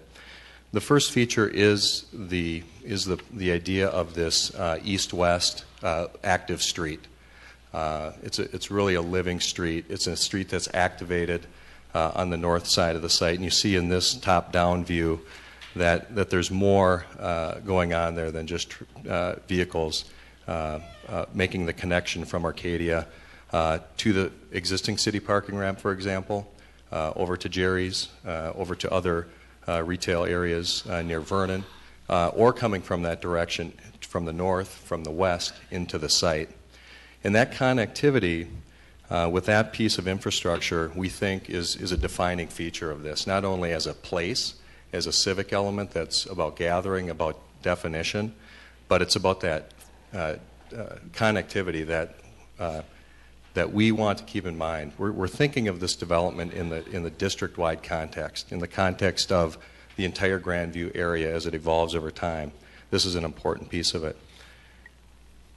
The other defining component of this is what you see in the center of this site, and it's really that civic use. It's that large piece in the center that reaches out to the Arcadia Avenue, that brings itself within the site and up to the east-west street. That active street provides that connectivity and provides that presence on the avenue, as well as the connectivity to parking, existing parking, and future parking. The idea of parking on the site, and you see the numbers here, magnitude, we're talking about parking upwards of 600 spaces, or demand that may be greater than that depending on how much programs fit on the site. So the design of that parking, how that parking functions and allows those private uses to operate properly, and how those civic functions need to have parking and how those operate at an optimal level will be an important part of the exercise going forward. Defining that civic piece, the size and the program happening within that civic anchoring piece of development of the site will help shape and define the magnitude, the quantity of the private development potential. This site is showing a concept for the residential tower in the north of the site. You see here, which is anchoring Arcadia at the east-west connection through the site. That would be a structure that would have upwards of 140 to 150 units potentially. Parking for that would of course, want to be within the structure, so how that's designed and integrated with other parking on the site would be part of a deeper analysis. That component also could be anchored by street-level retail or a defining destination type of retail or service like a restaurant, really capturing that activity at that anchoring corner. On the south of the site, south portion of the site, you see the concept of an office use, and this is a multi-story office that would have street presence, good visibility. The important aspect of this concept looks at it designed 2 or 3 stories, 40 to 60,000 feet. Parking would really have to be dedicated to that use during daytime business hours particularly, but the wayfinding, access, drop-off, and parking availability for customers, for tenants and the like has to be carefully planned and designed to the site. Outdoor civic space. We've talked a little bit here. Mr. Neuendorf has referenced that. You see with the context of what the east-west street represents to the north, and then elements that can be brought to the civic building on the south and east along Arcadia, there provide a lot of opportunity to bring that streetscape to life and some of that outdoor activity to life. So I'll just move us through to another visual of this concept. These are similar to what was used at the March 11th workshop. This is some evolution of that concept, obviously, and you see the main thrust of this is that the robust and present civic element, both indoor and outdoor space, really anchors the site.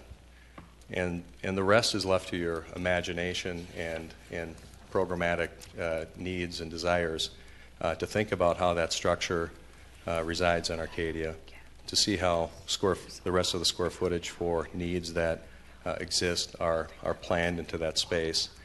But it allows for that layout, it allows for good proximity to parking, and allows for those other uses to be designed and planned and delivered at the appropriate time.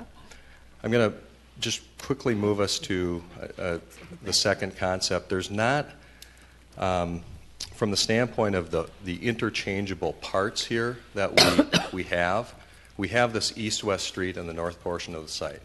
That's a defining theme, and it's a defining anchoring component to the project you'll see in all 3 concepts. The civic use, again, and how that lays out and how that anchors a site, it's the absolute centerpiece of this site. So what we do on those market-driven corners, that being the northeast corner with residential, again, showing a concept of that south portion of the site could be delivered, think of it as a pad, if you will, or a site that could accommodate another phase of residential product. So in this concept, the real difference is that rather than an office building, that's a residential use. Another type of residential product, complementary to the site, complementary to the needs of the community as they're defined, but very appropriate and integrally designed to the development. The other thing I should mention in all of these concepts is we have planned for transit, whether now or in the future, in a couple of ways actually. One is the idea that a park and ride could be delivered within the program of the site at a level ranging in roughly 100 spaces or thereabouts. Some of the details of how that would have to function, so it allows for the other uses to function and reside in the site, needs to be studied. But we've looked at that idea that some of that type of infrastructure could be supported on the site. Secondly, with the rail line going through the site in the future, if that should become a transit opportunity in the region, this site sets up nicely the interior parking structure and infrastructure, vertical circulation that we could create at certain points of the site, such as this point of intersection where the city's existing ramp and the future ramp intersect. We could have a transit hub built here. The ability for then pedestrians and commuters to get to that transit point at the rail is there. This allows for feasibility and to address those needs as they develop over time. Give you another view of this concept. Again, with the residential tower on the north, there'd be street anchoring retail at the Arcadia Street, East-West Street, and then again, the very present civic function, and then residential to the south. I'll just quickly touch on concept 3, again, that keeps us with this theme of the connectivity, looks at the concept of office to the north, anchoring the northeast corner, and the south portion of the site then being developed with a residential use. In this case, we looked at more of a vertical type of development, high-rise type product. It's on the south portion, the lower end of the site. That footprint allows for a little bit more open space at the southeast corner at Eden Avenue and Arcadia. A little bit different presence and view angle for the civic component that you see in here from various viewpoints into the site. We'll take a look at that image, and you see where that concept would go.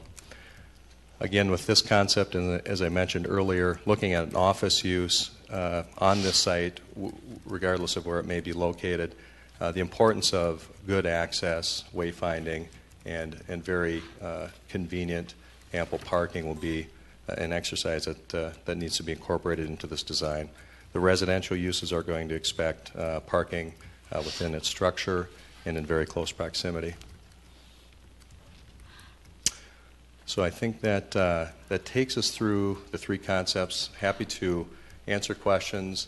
Again, we're not at the point of designing, but we're really at the point of discussion about programming and layout and magnitude of order that we think this, at the point we're at, we think the next step with the definition of the magnitude of civic use and purpose will really define how the remainder of the site can be programmed. So with that, we'll certainly answer any other questions you might have. All right, thank you. Any questions at this point in time for Mr. Anderson or Mr. Williamson or Mr. Neuendorf? Because I think they've given us a good presentation that gives us a lot of food for thought, frankly. And I know that some of the council members have been giving this a great deal of thought, knowing this was upcoming on our agenda. We've got a lot of residents in our community that think this site should have only a public use. The large citizen advisory team that Councilmember Staunton chaired several years ago that adopted the 7 basic principles and employed them in a way where we ended up with a recommendation that the council look at a mixture of public and private uses, has caused us to move to the point where we are. One of the challenges I thought that we historically had was we weren't sure what the public uses ought to be, and we thought enlisting a development partner might help us think that through, and I think the combination of the development partner and a lot of input from our residents has given at least some of our council members a basis for starting to think about what the public components could be here, whether those public components ought to be an anchor, a predominant feature, or employ the entire space. So I don't know who on the council would care to advance their thoughts first, but I know that there's been a lot of thinking going on and positions that folks think we ought to be, or not positions, but ideas that folks think we ought to be giving careful attention to. And I think if you're comfortable with it, I'll turn to Councilmember Staunton, who led this group that worked on this several years ago and was involved in a couple of the citizen advisory teams before he, actually during the time he was on the Planning Commission, before he got on the council. So, Councilmember Staunton. Thank you, Mr. Mayor. few thoughts. Thanks for the presentation, and thanks to the folks who've participated in this process over the last 5 years. Actually, I think it was April 7th of 2010 that we had the kickoff meeting for the first phase of Grandview. So it's the 5-year anniversary today. That's how long we've been working on planning this process. And so one of the reasons I push to move us ahead here is I think it's time for us to try and make something happen there, because by not making a decision, we're also making a decision. So with that, I had a chance to meet with, and I think all of the council members at one time or another have had a chance to talk with the staff and development partners since the March 11th meeting. I had a chance to attend the March 11th meeting and observe the presentations that were made there. And between those kind of comments that I heard from that, as well as my visit with them, in preparation for this meeting, one of the things that I think is really important that we do tonight is that we give clear direction. As this process has gone on as long as it has, I think it's important that we send strong signals to the community, as well as to our development partners and to staff about what we're expecting and what we're looking for moving forward. And so in preparation for tonight's meeting, I sent out a draft of kind of 4 basic areas that I think we ought to try and tackle, and I would hope that at the end of this evening's meeting we can give very specific direction as to what we'd like to see moving forward. The 4 areas that I'm really thinking about are site configuration as the first area, site content, infrastructure or supportive infrastructure in essence, and then finance are the 4 things that I think we really ought to focus on giving direction on. With respect to site configuration, and maybe Mr. Neuendorf, if you wanted to put up the last, maybe it's that last slide that was up, that's fine, just for illustration purposes.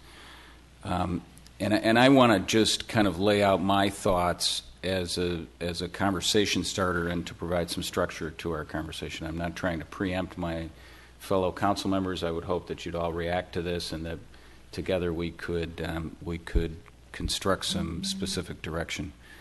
One of the things I do like and I think is entirely consistent with the framework is the WUNORF, as you called it, Mr. Neuendorf. The framework contemplated a new street at the north end of the site as an east-west crossing across the railroad tracks, and I like the way that that's been done in terms of making it a street that has fuzzy boundaries, if you will, that it provides that east-west crossing, but it also is consistent with the notion of pedestrian, cycling, multimodal transportation. And I think that there's been an improvement here from what was presented at the March 11th meeting in terms of making the civic use more prominent. It's important for us to remember that this is our property.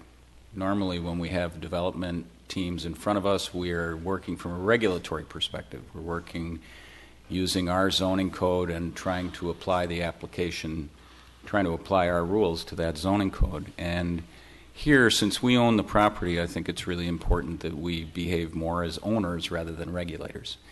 And one of the things that I think the framework clearly says is that the centerpiece of this development ought to be a public use, and that the private development ought to wrap around that, not vice versa. And I think this revised set of concepts does that better than the previous concept does. It provides a centerpiece. I would like to see that civic use, that civic structure, be pushed to the north end of the property and leverage off of that new street that goes east-west. Use a plaza so you've got an outdoor as well as an indoor space that fronts on that. So I'd like to see, as we move forward, at least one scenario that includes that on the north end and pushes the private buildings down toward the south end.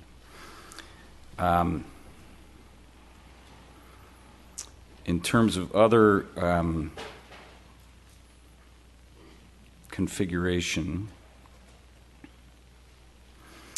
I think that civic building needs to have a very prominent front door. Again, I think this revised concept improves on that, but I would like to see, again, at least one scenario that shows that front door on the north end of the property that gives that plaza, gives that presence, gives that identity on the north end of the property. One of the things we talked about in the framework was trying to use the topography of the site as an ally or as an asset rather than a barrier. And whether it's these sets of scenarios have a variety of uses of the north and south end, I'd like to see us push height to the south end of the property where the topography does a better job of masking that height. In the framework discussions, we sometimes talked about the height that we could get on the south end of the property at Eden Avenue that would, in effect, be no taller than the Jerry's office tower. And so you could put certainly more than the 5 stories the Jerry's office tower has without exceeding that, and put it at the south end of the property. As Mr. Anderson noted, one of the core concepts in the framework is that the rail corridor be preserved, that we think about designing this as a transit hub, or at least having that in mind, whether that be for rail, whether that be for bus. And so I think that the parking has to be plentiful. I was pleased to see that there's additional parking in these scenarios, in these revised scenarios, from what previously was there. I'd like to see us again use the topography to as our friend on that parking. It seems to me we could do the entire floor of the site and build over the top of that and still hide the parking underneath and behind the exterior walls to create the asset we need for the future and to serve the site that's there already.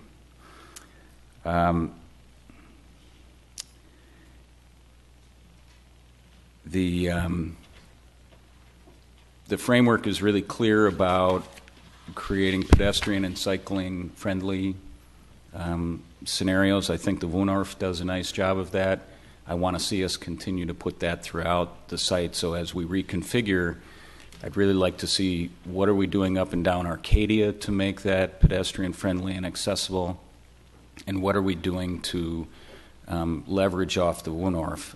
Really, a couple of core concepts for this from the framework were that this ought to be a destination that it provides a catalyst for the future, but it also ought to be a connection to a civic campus with the City Hall across Highway 100 and the library to the southwest. And I think that Woonorf starts to create that as you could see a pedestrian crossing over the rail tracks, taking a left by the Jerry's office tower, walking on a pathway that we could create right in front of Jerry's all the way down to where the library is as well.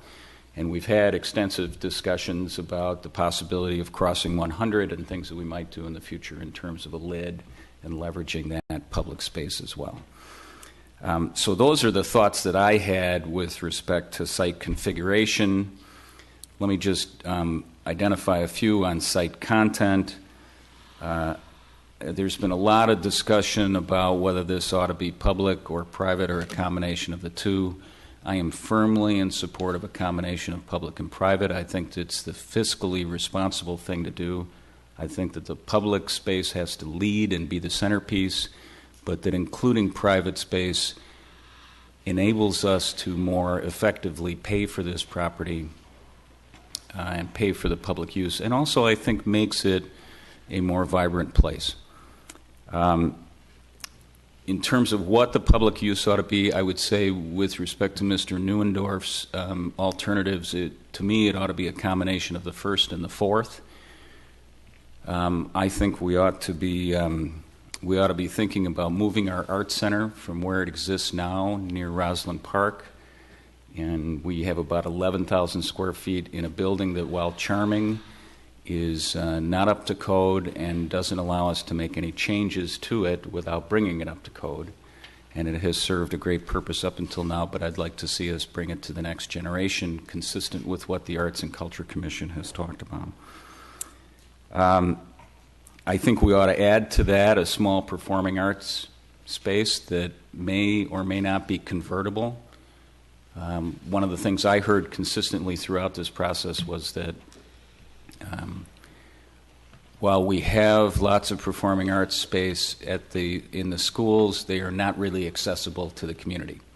They are first and foremost for the students and for the school district, and I think that's entirely appropriate, but there's lots of other spaces, lots of other needs that are out there, and they're not getting addressed. So I'm not talking about a huge space. I'm talking about something, as Mr. Neuendorf discussed, that potentially is on the order of 100 to 250 seat theater, maybe convertible. Maybe it's convertible with technology that we might have today to meeting space and dividable, et cetera. I also think that we ought to consider adding a multi-generational space. We have a senior center now that's combined with the library. It's a great space, but it's challenged by a lack of parking. I suggest that we consider moving that up to combine it with this space and seeing if there's something we can do with Hennepin County about giving that space back to them or converting it to some other use. And again, I would rebrand that and not call it a senior center. I don't want to have. I think by calling it a senior center, we tell everybody else to go away. And I think seniors want to be with others, and I think others want to be with seniors, and I think we ought to have it be a multi-generational space. I also think we ought to think about moving the History Center from its current site at Arneson Acres. We have actually a charming little History Center there, but it's not utilized because we really can't afford to have it open all the time when there's not people there. I think if you bring it into this kind of space, you could really leverage the fact that we've got one person who's manning all of that, or you don't have to have multiple employees in multiple sites. With respect to that public space, I do want to be careful not to be too bright line about the public and the private. And so I could see, for instance, us doing something on the order of what we're doing at Braemar with the Tin Fish in terms of having a leased space with a restaurant or other kind of retail provider that, again, drives this destination feel that people want to be there, and the indoor space that spills out onto the outdoor space and provides us with the kind of place that's a destination that's going to attract people from the neighborhood and the community, that's going to be the kind of place you can walk up to or you can drive to and you're going to stay for a while.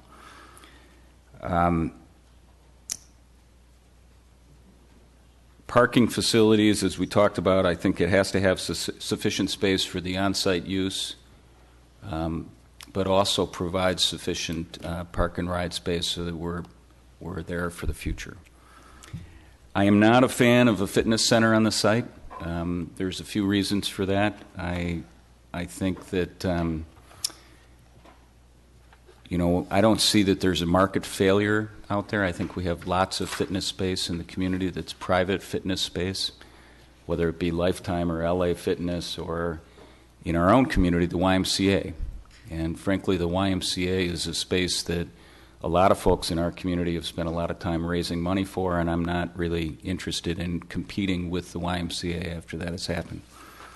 I also would say that we have lots of recreational facilities in the community. We just finished spending a significant sum of money on a sports dome that provides other recreational facilities. So I'm not a fan of a fitness center. The one exception I would make to that is if the private space, if there's a private vendor that decides that that's something that can fit in the private space and they can make that go, I guess I'd be open to that. And I would be open, I think Mr. Neuendorf, you identified this in terms of community space to the extent that there is community-driven programming that has fitness components to it. Maybe those are classes, maybe those are other things, but I'm not really in favor of a full-scale fitness center, and I'd like us to kind of clearly outline that as an expectation.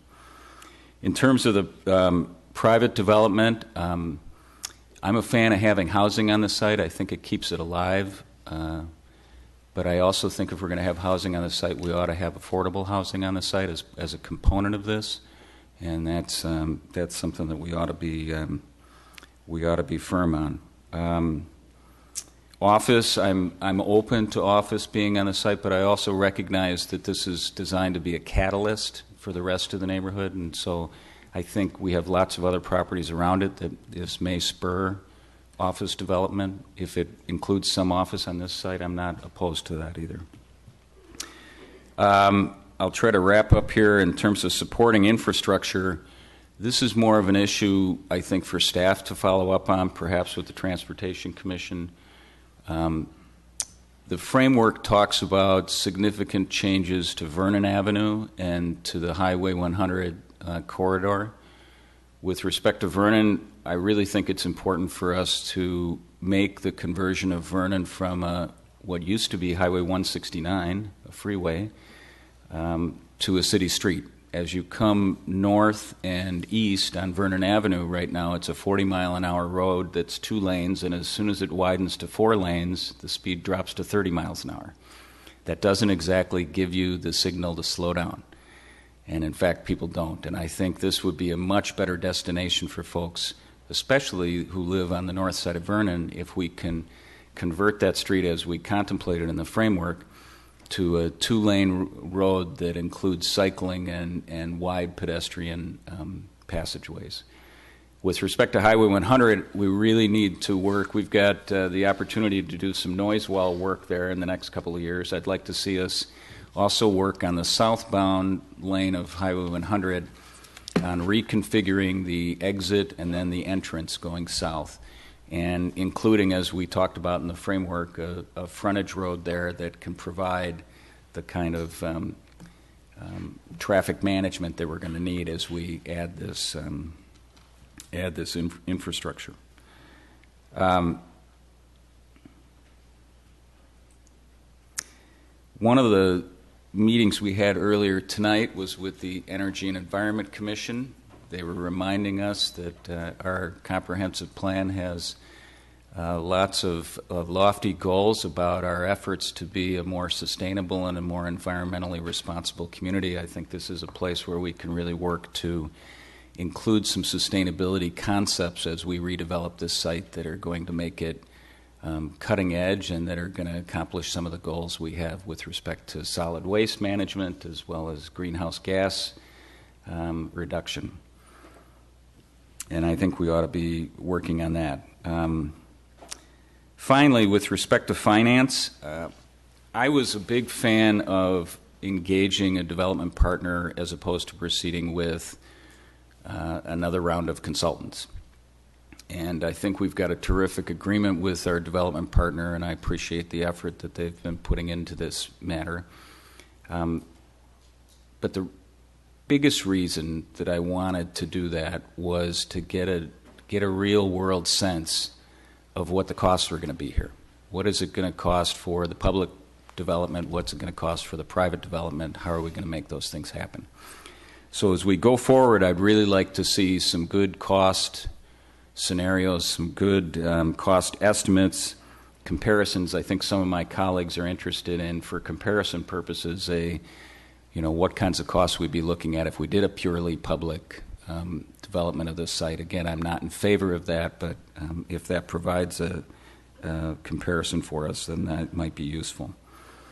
I also, and I had some conversations with the development team about this, I think it would be very helpful if we could have a cost tool as part of this, a financing tool as part of this that's interactive, if you will, that provides us with an ability as we're moving things around the site or we're expanding the public use or we're shrinking the private use to understand what the financial consequences will be of doing those things. So I would like to see that as we move forward. Finally, I'd like to kind of challenge the development team and staff to think creatively about the financing from a variety of perspectives. For instance, the parking. It seems like the parking costs, I understand that parking, especially structured parking, is an expensive item, but there's a lot of different ways to try and go about that. And there's, for instance, in the 50th and France area, the model that we use is we own the parking ramps, and then the private development is around that. That might be an alternative for us to be exploring, and I want to think about whether we might be able to do that. There's a variety of funding things that we could do to try and tackle that to make the costs more digestible and make the whole thing make more sense. So with that, I've gone on longer than I should have, but I wanted to try and detail that out, and I'd invite reactions from my colleagues. on this as well. Member Brindle. All right, thank you. Looking at these three concepts, I think it's important to note that these blocky buildings are just representations and not what they're actually going to look like. That said, when I look at the opening comment about what you're going to see when we're looking at the drawings, the scribbly drawings, which actually are very helpful, but I don't know the depth. I don't have an idea of depth when I'm looking at that. But if you're approaching this from the south across Eden Avenue, the civic part of this is not prominent. The civic part of this is the center of it, but it's not prominent from the south. And so if I take the rendering for what it is, for instance, concept number 1, which actually doesn't change much, if at all, in the other concepts, what I'm assuming is the front door of the public piece is toward Jerry's, which if I'm approaching this from Eden Avenue or from Arcadia, I'm actually looking at the back of the building, I think. If the entrance is where the most open part of that. Can we go to that, please, Jennifer? So if we go to concept 3 is fine. But if you look at the green building, and if the open area that's hidden between just between the orange building and the green building, if that is the main entrance, then it's really not obvious as you're coming in from the south. So I would like to see a much more open look from Arcadia, even if it is the back,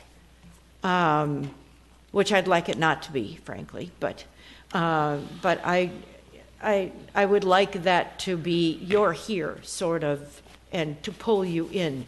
And right now it doesn't exactly pull me in, though I don't have a concept of, if I were to drive there, where I would park. I'm not seeing the parking isn't obvious because it's underneath, and I understand that. The other comment I would have is if there is height on the south, then I would like the lower sections of that tall building to be open. So in other words, you might have the top 3 or 4 stories be full width, but then you'd cut away underneath and maybe have a pillar in the corner or something. Having done some travel in different areas, one of the concepts of a building is that it draws you in from that corner, from that obtuse angle, and it pulls you into that building from that angle. And so this building has the opportunity to do that. And if you, as I said, cut away from the bottom of it, then it doesn't get in the way between you and the civic part of it. So I would like to see that level of creativity. And looking at how this area interacts with the current Jerry's and the current parking structure, I see am I looking at this right? Behind the blue building is the green area there. What is that leading me to? What's that gray area? Is that the parking structure? So behind the tower? Yes, the existing parking ramp Okay. behind Jerry's is right here. All right, so that's how we're connecting to that, because I do want to see us connect to that. The concept at this point is to connect towards the northern edge of that ramp. Mm-hmm. That's where the grades are at about the same elevation. Mm-hmm. And so you'd be able to, you could potentially park in this ramp and walk over here to your destination. You could also come from somewhere in this area west of Jerry's, walk down the small sidewalk that's there today, but then once you get to this area, that's where it gets to be more expansive, and it would be easier and more inviting to walk across those tracks. Okay. All right. And as far as height, you do have the Jerry's Tower, and you have the office building at Grandview that's just south of this to be able to take some height from and use that. My comments. Now, aside from all of that, here are some things that I wrote down. This is a 3.3 acre site, not large. So I'm going to be very interested to see how all this can possibly fit on a 3.3 acre site. So that's one of my main concerns, is that are we trying to do too much to this, to the point where it looks like we tried to do everything in one place, knowing that this is hopefully the first step in a catalyzed redevelopment process. Maybe we look at what can happen in the future to take on some of these other pieces. If we were to abandon one of the private buildings, it could just expand green space. So I just want to throw that out there. It wouldn't necessarily increase the development cost because you're developing more on a public side of things, but just to have that as an option as well. And I do want to follow on Member Staunton's comment that I think we do owe it to the people who have spent a lot of time looking at this and dreaming about what this might be, to look at a completely public option, to see what is the cost to a taxpayer for a completely public option and what could it look like. Let's see.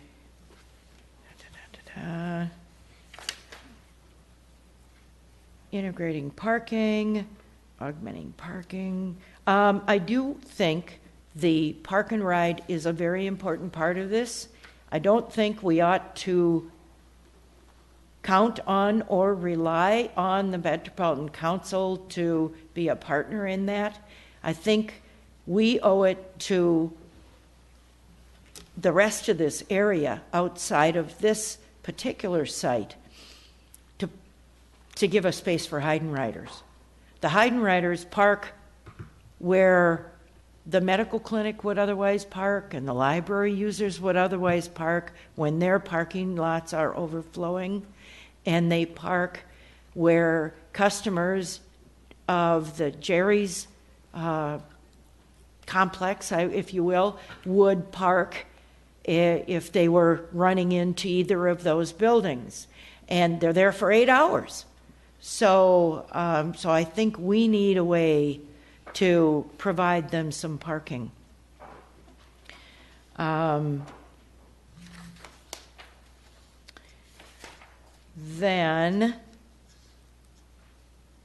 I have a pie in the sky dream about having Eden Avenue Grill come over and do a restaurant here. So that's just something else. But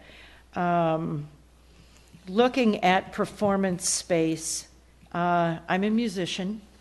I perform a lot at the Bloomington Center for the Arts, and it's a great, great facility. I would encourage anybody who's curious to go tour it. And I'll be doing a show there later this month and into May. And that performance space seats 373 people. It in itself, the theater in itself, is not a modular thing. It is what it is, with 373 seats and space for 50 additional chairs. But it is very nice. And you barely need a microphone in there because it's so well designed. And I have been to McPhail. Antonello Hall is a convertible space. It's very innovative. It is not a traditional theater atmosphere, but very innovative. The acoustics are phenomenal. And so it will handle a small performance. It'll handle a large performance. It probably seats 200 in that range. But it's quite modular. And so I would love to see that here. I know there are members of our community who have talked about, I would really like to see a public performance space when the property, when the storefront at the south side of Southdale was sitting vacant. There were a few people who had dreams about what that could become from a performance point of view. So this may be a possibility for that. From a fitness aspect, I think the civic space should be designed in a manner that it's very flexible. If we as a city choose to lease part of that public building to a fitness boutique, whether it's machines or yoga or whatever it might be, it should be something that could have other uses as well, so that if in fact the use for that area and for, if it's residential, for the people who live there, if they desire to have that as an amenity that's near them, I think we should be open to that and make sure that the space accommodates that. With regard to who lives there, I would actually require that at least that affordable housing be a significant goal here.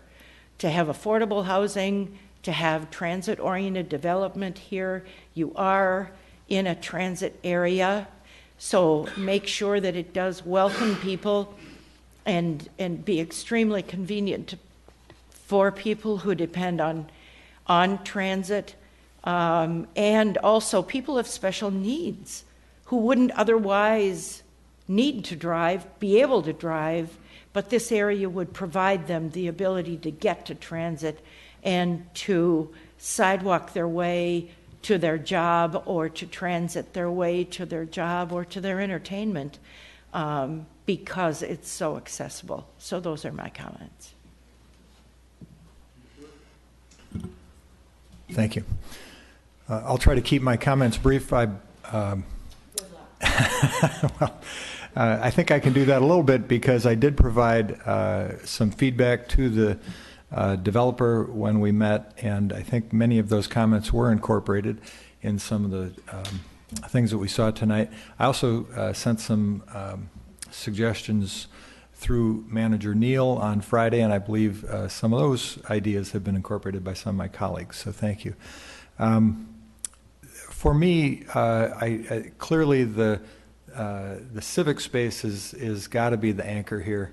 I think it's very important that we have good indoor and outdoor civic space. I really think it's important to have the design be one that engages the surrounding area, because I think this ought to be a catalyst to really rejuvenate this whole Grandview area, to create a space in greater Grandview that is a place that is a magnet that people, families, everybody can come to, and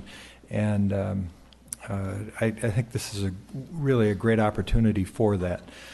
So consistent with that, I also think moving that, as Member Staunton suggested, to the north end of the site, and having outdoor plaza space there, the Woonerf concept I like, but to be able to use those, both the indoor and outdoor space, and having that front door, if you will, at the north end of the space, I think is just fine. But it needs to be an inviting place, both indoor and outdoor.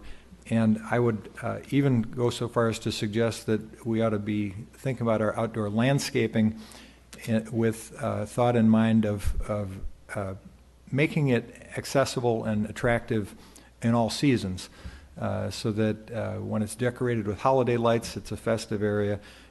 Perhaps even have a non-hockey ice rink, where I think of something like I've seen in Avon, Colorado, in the middle of a plaza there, where there's a well-used ice rink that's very festive in the wintertime, and just a great gathering place, or similar to Rice Park and what they've got over there in the wintertime. I also agree moving the tower, if we're going to have some height, to the south end makes a lot of sense. I know that a couple of things I have in mind, and not all of these parties can be fully satisfied, so I feel like we're headed toward compromise, and I think that's not a bad thing. But two different observations that have been made to me over the time that I've been here in the council. One, there are people who would say that at the time we purchased the property down near Metro Boulevard, where the new public works site is, and this goes back something like 7 years ago. I won't say there were promises, but there were statements made that suggested the cost of that expensive land would be offset by this land being sold and being returned to the tax rolls. There were statements to that effect made. I think the kinds of things that we're talking about now won't do that 100%. So, but I'm cognizant of the fact that there are people in the community who would like to see us follow through on some of those statements. And there are also people who would like to see this be 100% civic space.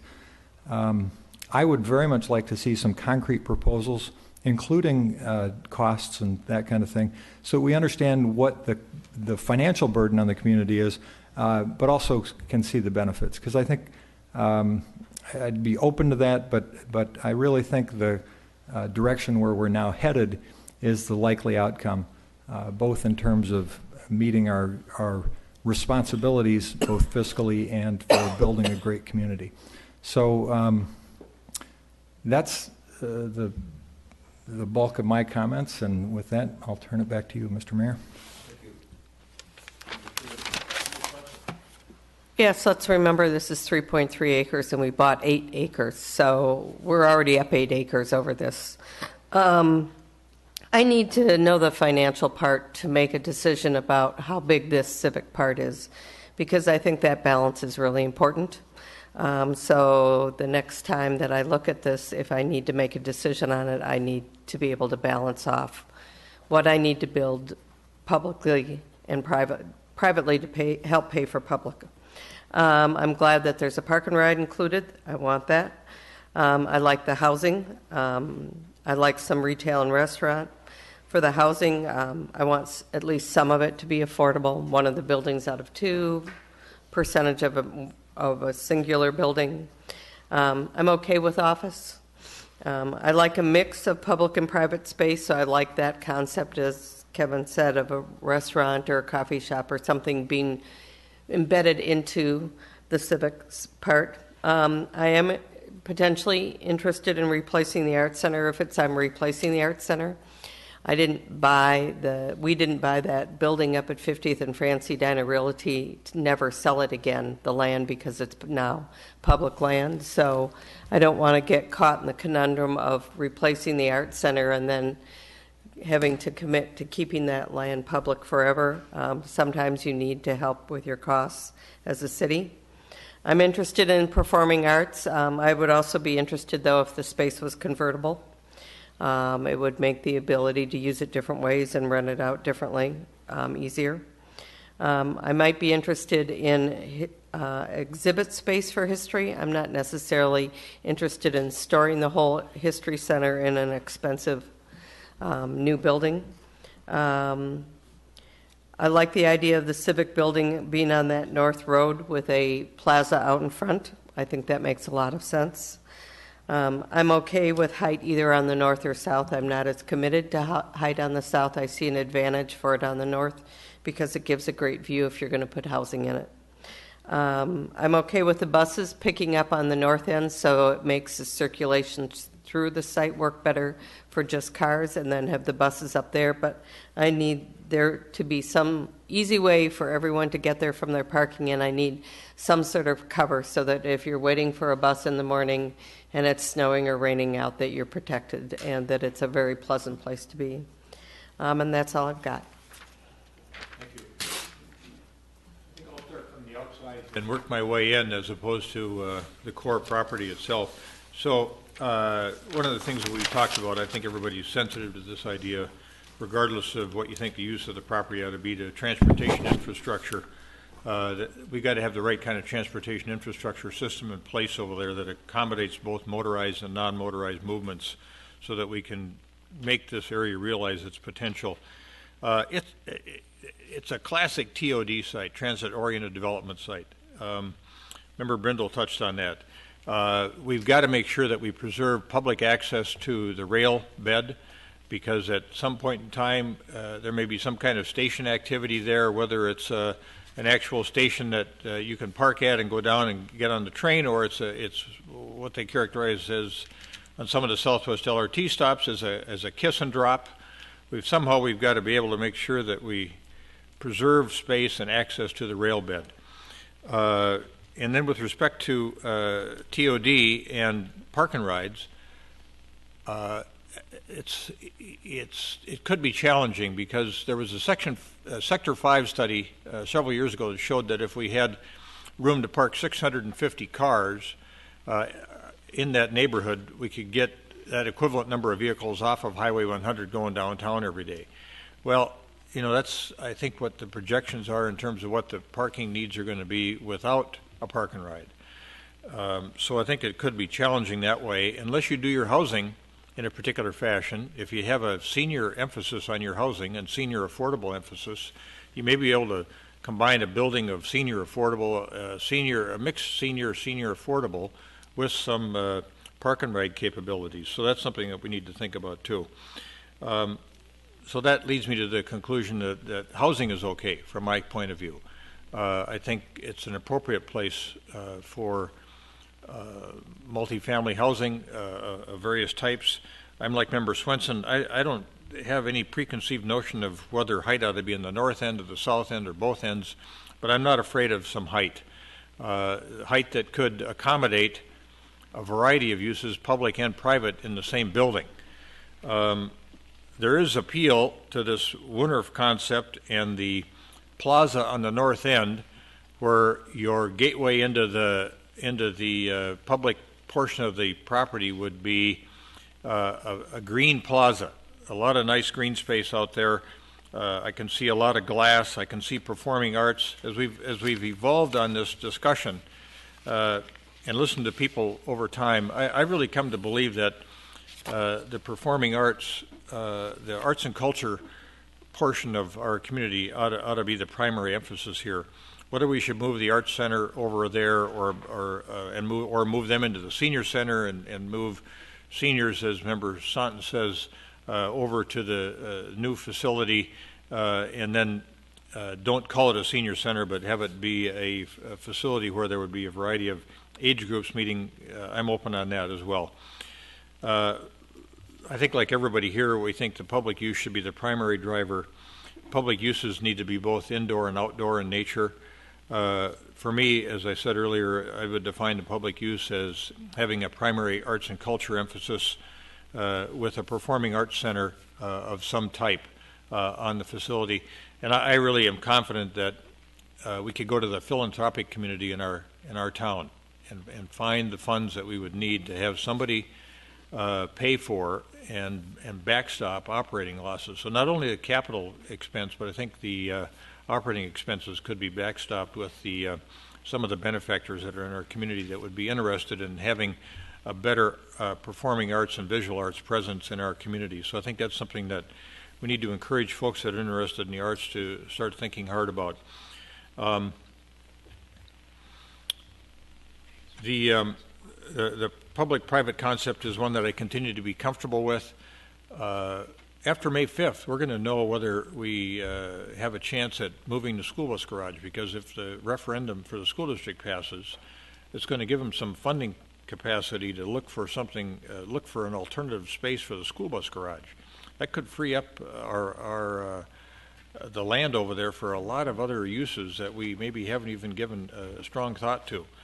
The Woodruff, back to the Woodruff concept for a minute, I like that it creates a kind of a mini lid across the railroad tracks. So I'd like to see us have the mini lid there, and I'd like to do the maxi lid over Highway 100 between the Vernon Bridge and the Eden Avenue Bridge. I think that could be an extraordinary public amenity.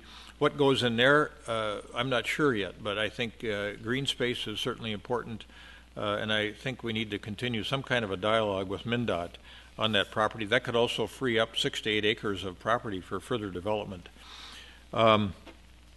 Office medical, I'd be willing to look at that. I feel stronger about housing in that area because I think there are so many great amenities in that area, and I think there'll be even more amenities that will cause people, I think as the citizen advisory team said, you want to make it a place where people come and stay and not come and go. And that's a phrase that Member Staunton has used for several years, that we want to make it a place where people come and stay a while. With respect to this is a little bit further out, but with respect to the lid, I think we ought to think about moving the Cahill School and the Grange Hall over to Arneson Acres if the lid becomes reality and free up that space. So that's a little bit further afield, but nonetheless, that's something that's been on my mind.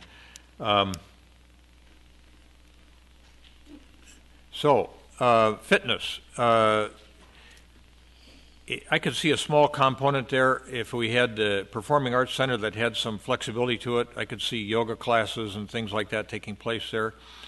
Maybe a conversation with the Y might be appropriate to see if we had a partner like that for a small fitness space. I'd be willing to think about that. Not a predominant use.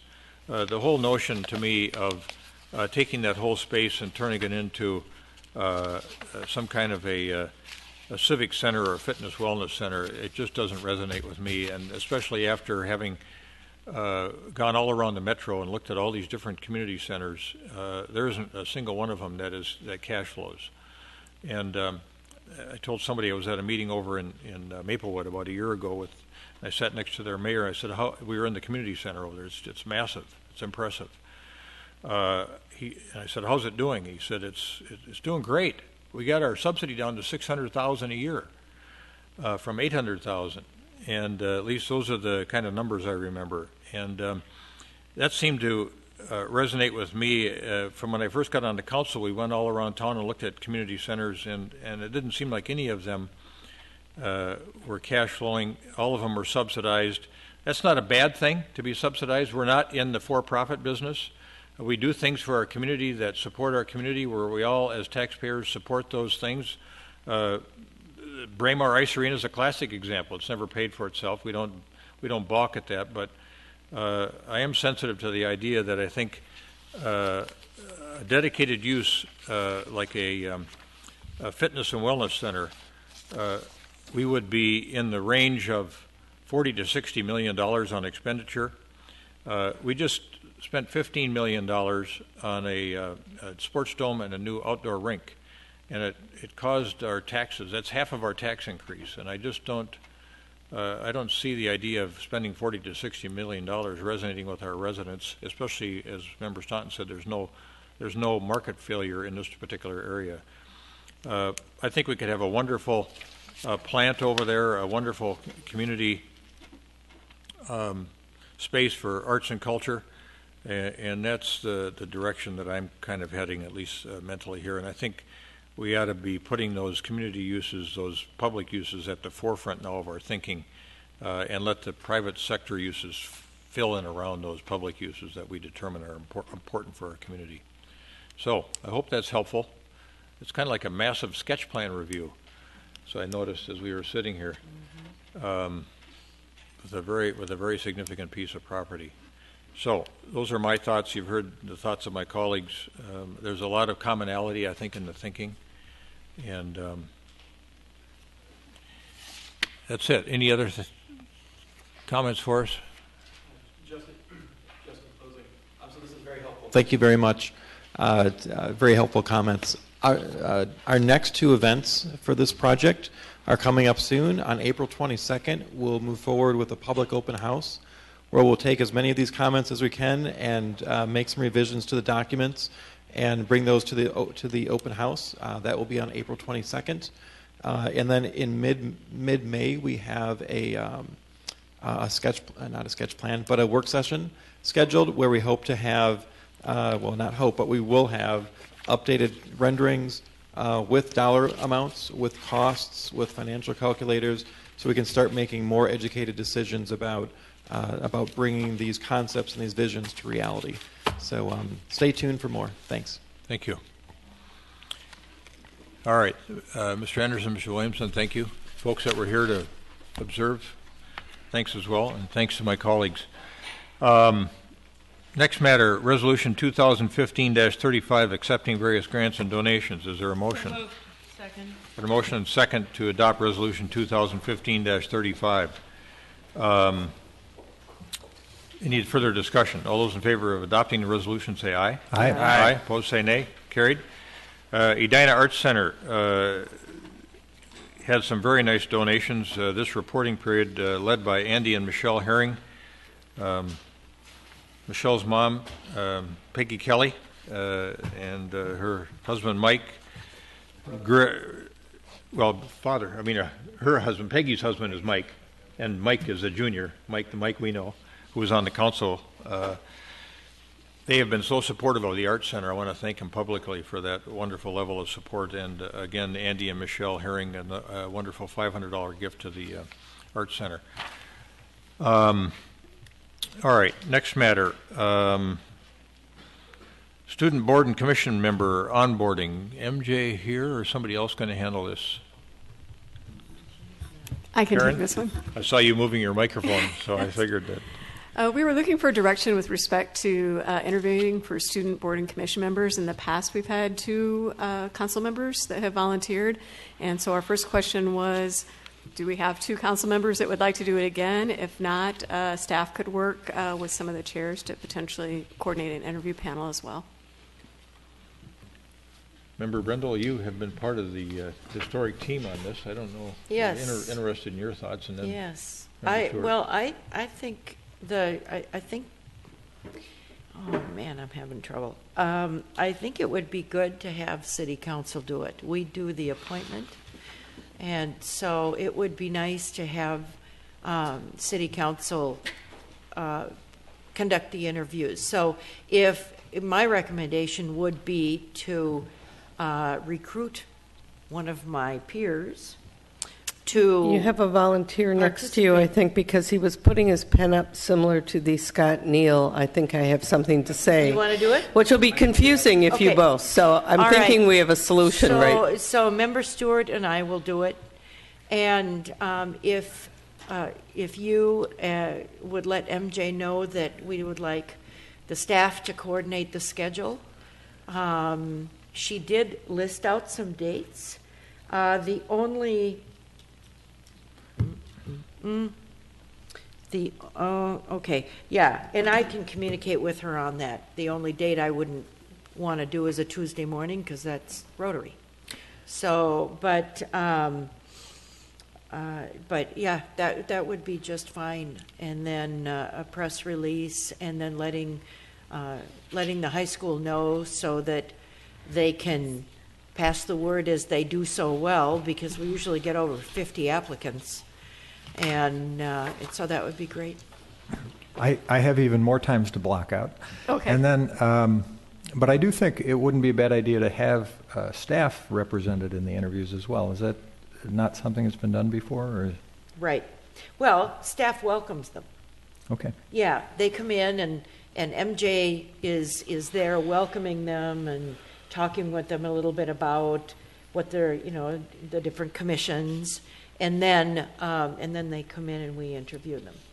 So I'd welcome staff in the interviews too, if that's appropriate. Well, thanks to both of you. I'll let you two All right. visit with Yep. staff, but thanks to both of you we'll for doing figure it that. out. All right, thank you. All right, thanks. Correspondence and petitions. Anything else other than what was on the dais this evening? Thank you. Aviation noise update, Member Swenson. You know, we had an annual NOC meeting that I attended last month, and there has been a request from Minneapolis that a system called RUS, runway use, be utilized in the evening hours more, so that flights take off and they go down the river instead of taking off where they're allowed and coming over the city. Of course, the people that live along the river weren't really excited with this idea. So, you know, every time there's a change at the airport, it affects someone. There's a ripple effect. Yes. I had a chance to meet with Lauren Olson from Minneapolis City staff after that meeting. There is going to be a chance for people to comment on the categorical exclusion issue for environmental assessments for runway projects, and specifically RNAV. And that is coming in the next couple of months. They are going to develop comments from the city of Minneapolis, and they will share them with us, and we can adopt them in whole or modify them and submit them on our That'd behalf. be good. Lauren does a really good job, and her knowledge of aviation is incredible. So she's a huge asset to us. I did spend some time with Lauren and John Quincy and Councilmember Dwayne, and I'm sorry I don't remember his last name, from Bloomington, after the meeting, just discussing airport noise.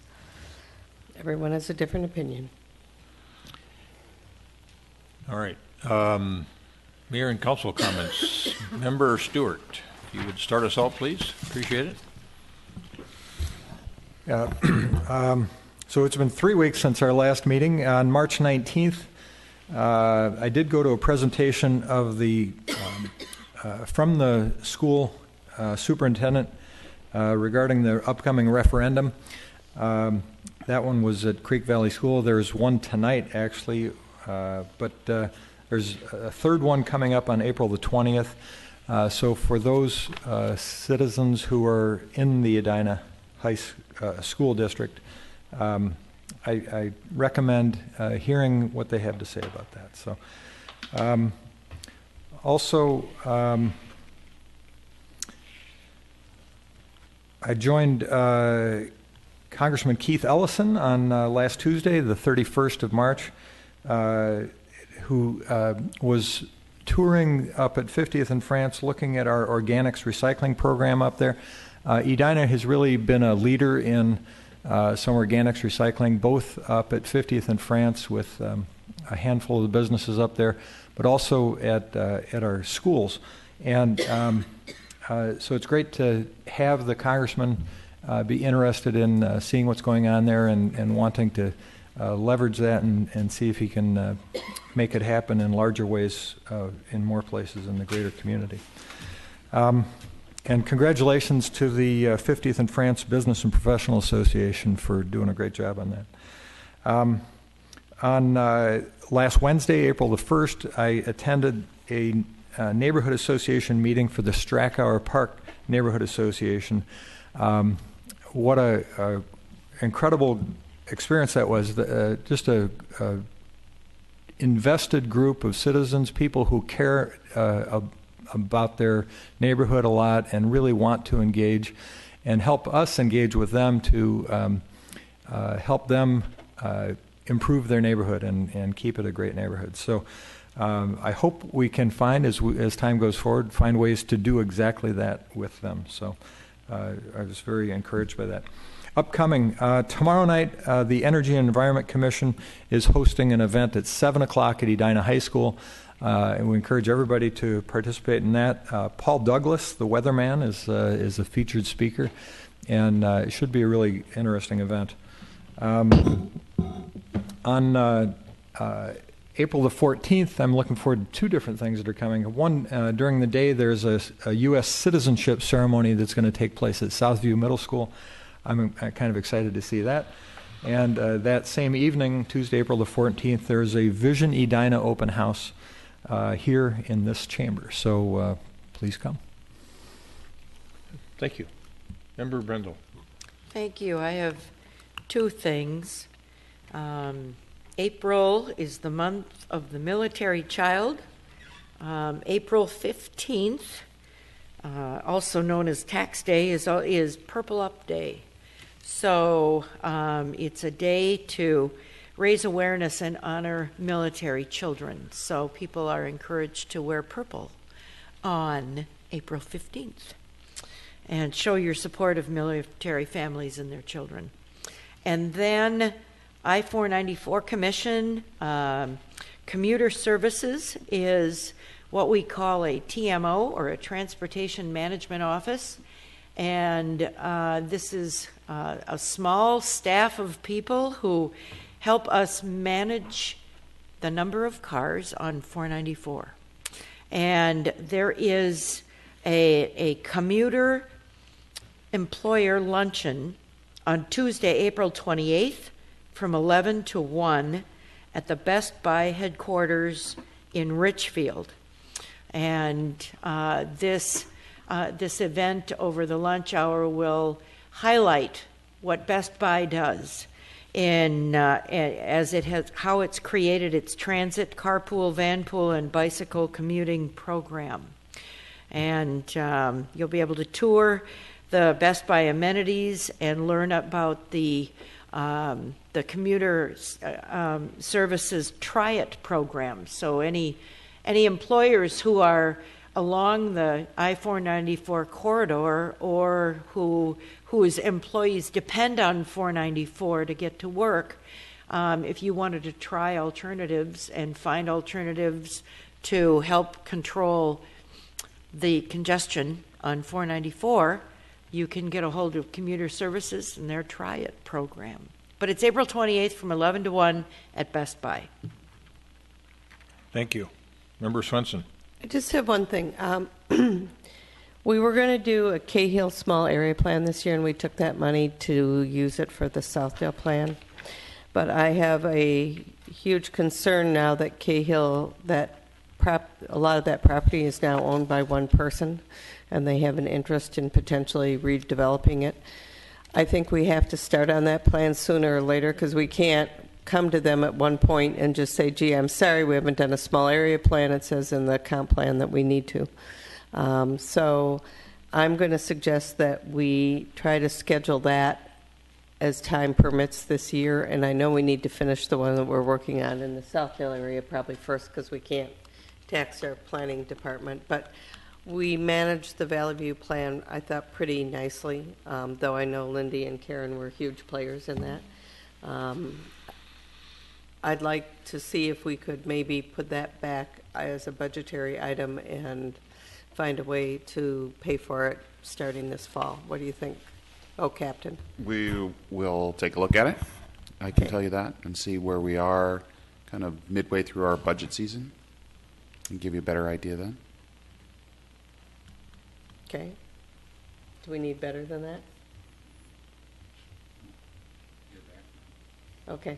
I'll wait to hear back. We actually, I mean, we are dedicating a fair amount of bandwidth and staff bandwidth to the Southdale project I'm worried, right now. Yeah, I'm worried, and I don't want to disrupt that. Yeah. That wasn't my goal. My goal was to get that finished before we started this. So can we just kind of nudge it back into the queue as quickly as we can? We can, and I'll keep Okay. you advised of that.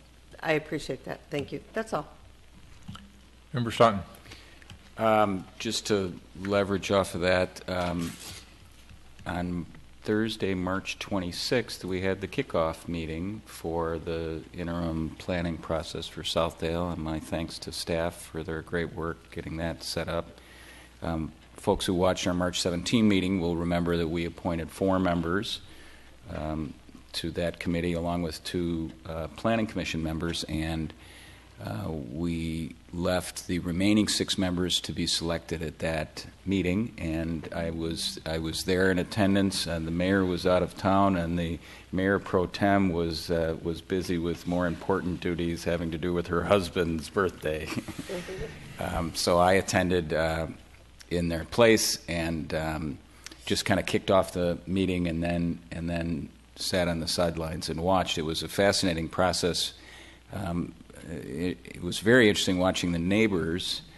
They, as our system had designed, they had 3 people to appoint, and it was like watching a political caucus as they tried to figure out who to select from among them. But they selected 3 terrific people, and I did hear that they had their second meeting last night, and it went quite swimmingly, and they're off and running. And so my thanks to staff for supporting that, and to all the people who volunteered to move that forward. I'm looking forward to great things on that.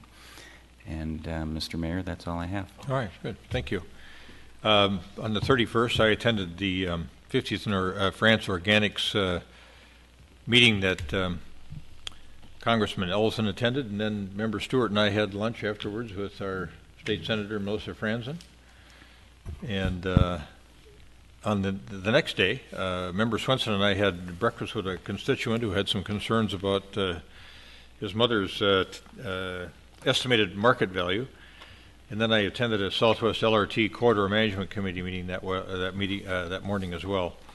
If you need to go to St. Louis Park City Hall, find a way to go through town, because you can't get there going up Highway 100 without a big looping process, and I couldn't get out of there either. So it was rough. Last Friday, the 3rd, Superintendent Dressen and I attended the robotics competition at Williams Arena. The Edina team was there with 191 other teams, I think 5 from China. First event I've been to where they played the Chinese national anthem, and they had a group of people that were actually singing it. They had a young girl from Edina that was helping people pronounce key words of welcome for Chinese folks that were attending, and Edina did very well, got some special commendation. I heard from the superintendent this morning. This is the largest robotics competition outside of the Nationals, which will be held next month in St. Louis, and our Edina folks will be down there for that session. The superintendent told me that one of our students was helping the Chinese kids, and the student was so talented that by the time they got done helping the Chinese kids, this kid from Edina was programming in Chinese with the Chinese team. So pretty impressive. Member Stewart mentioned the Edina Environmental Forum tomorrow evening. There's also some station area planning going on, open houses for Southwest LRT, one at St. Louis Park City Hall tomorrow night at 5:30, which would precede the Environmental Forum, which I think starts at 6 with the program at 7. And then in Eden Prairie at I think at their City Hall or City Center maybe on the 9th, they're doing a station area planning exercise there as well. And then on the 9th as well at 6:30 here at City Hall, the Human Rights and Relations Commission is having a presentation on human trafficking. So folks should be aware of that as well. And that's it for me. Manager Neal. Thank you, Your Honor. I want to give you a brief PowerPoint presentation tonight, and then I've got a couple of items to follow up to that. This is about our field trip to Chicagoland, to the northern suburbs. A number of us went, 6 of us went, to learn how we might improve our process, particularly our residential redevelopment process in town. We decided that we would spend some time here identifying who these cities were, our peer cities were in the northern suburbs, meet those city staff, tour those cities, come back and debrief and import some new and beneficial practices. These are the cities that we, I'll say, planned to visit. We visited Glenview, Highland Park, and Park Ridge. Unfortunately, Wilmette had to slip because we were flying the day of our big Monday morning snowfall. So we were scheduled to depart MSP at 6:22 a.m., and we actually got out of here at about 10:30 in the morning. And there was a large ground stop in Chicago. And so we got to do a little bit of touring of Wilmette, but we did not get to meet with our city staff. These are the folks that went on the field trip: Carrie, Dave, Bill, Ross, Cindy, and myself. And I will tell you from this point on, your view is limited by my poor photography. So that's in front of the Glenview Village Hall. This is who we were supposed to meet. We missed our Wilmette tour, but we did get to tour and meet with the other 3 city groups.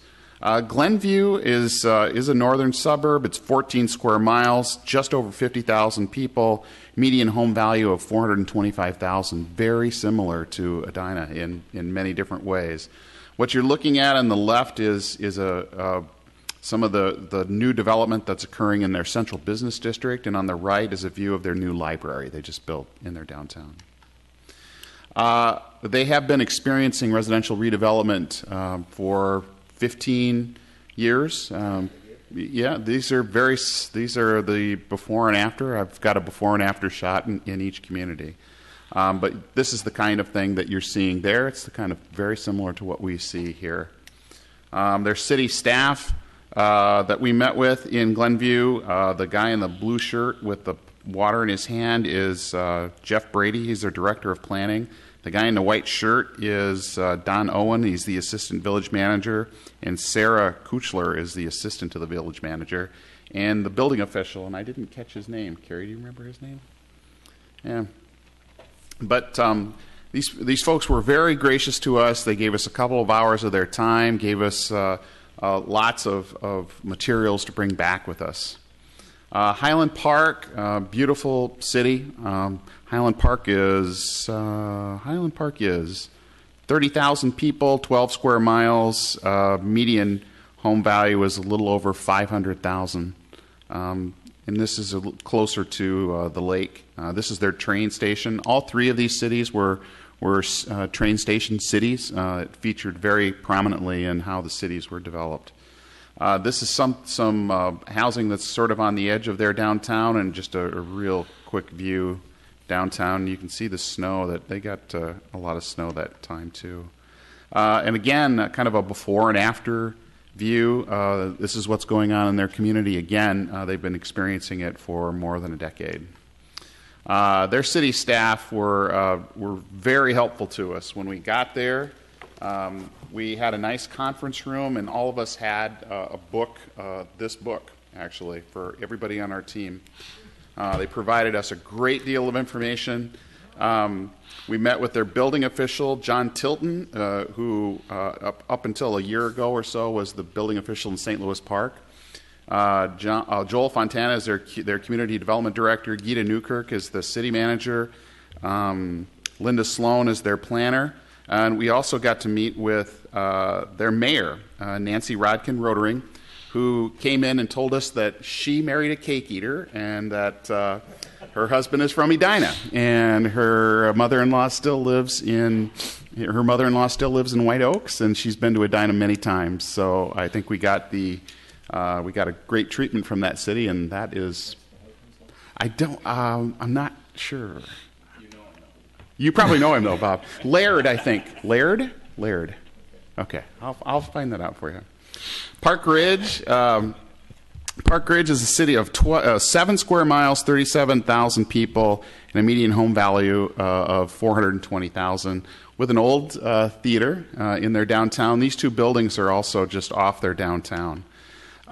This is a view of something else that's in their downtown, a Whole Foods, a brand new Whole Foods store. And on the right, that's the backside of the Whole Foods store. So it gives you just a little bit of what architects of grocery stores can do when they want to. On a before and an after in Park Ridge. Park Ridge City staff, Jim Teston, Lonnie Spears, and John Branham were the folks that we went with there. The building official, community development director, and their planner. So what did we learn? I think we learned that the things that those cities experienced in their heyday in terms of intensity and the pace of redevelopment are the things that we are experiencing right now in similar ways, sometimes in greater ways. I think we came back with feeling that comparatively we're at least as proactive in terms of communicating and in inspiring more communication between residents and developers and residents than the cities that we met with. The two biggest citizen complaints that they experience there are drainage and design, and those are the two biggest complaints that we experience here. All three of these cities had appearance what they call appearance commissions. And those appearance commissions handle all the questions about design. And they are separate standing commissions, and in none of these cities do design issues come back to their city council. They have the ability under Illinois law to make binding decisions that get appealed to the courts. But those were important entities in those three cities. They were all fairly envious of our residential redevelopment coordinator position and wished that they had something similar. And I think that was pretty good feedback. We also learned about the values of multiple residential zoning districts and form-based codes, two things that we've talked a little bit about here, but not done much with. We also saw what vigorous tree protection policies look like in real life as well. So the considerations that we brought back, one, I think first and foremost among everybody that was on the trip, is that we need to give some serious consideration to tightening the impervious coverage thresholds that we use. All of the cities that we met with used coverage thresholds of 50% or more, and I believe that Ross told us our system stormwater management assumption is 20%, right? Yeah, so that is something that we need to take a look at. A next one is that they require a lot of fencing at their sites, and particularly to protect trees. And this is what that looks like. It's very unattractive. But it does have some benefits. It does benefit saving trees and protecting trees, especially root zones.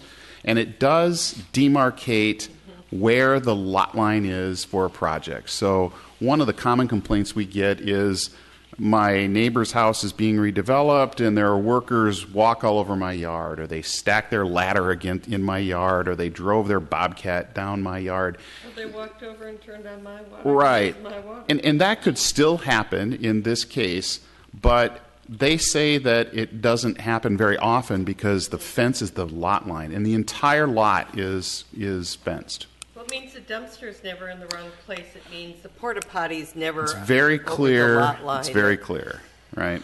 So but again, it's fairly unattractive. So we don't have to have that discussion, but I think we're going to bring that discussion to you.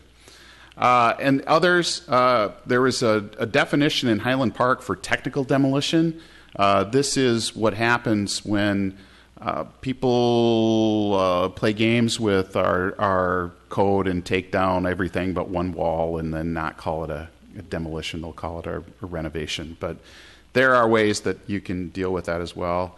Again, creating multiple residential zoning districts and what that can provide for the city.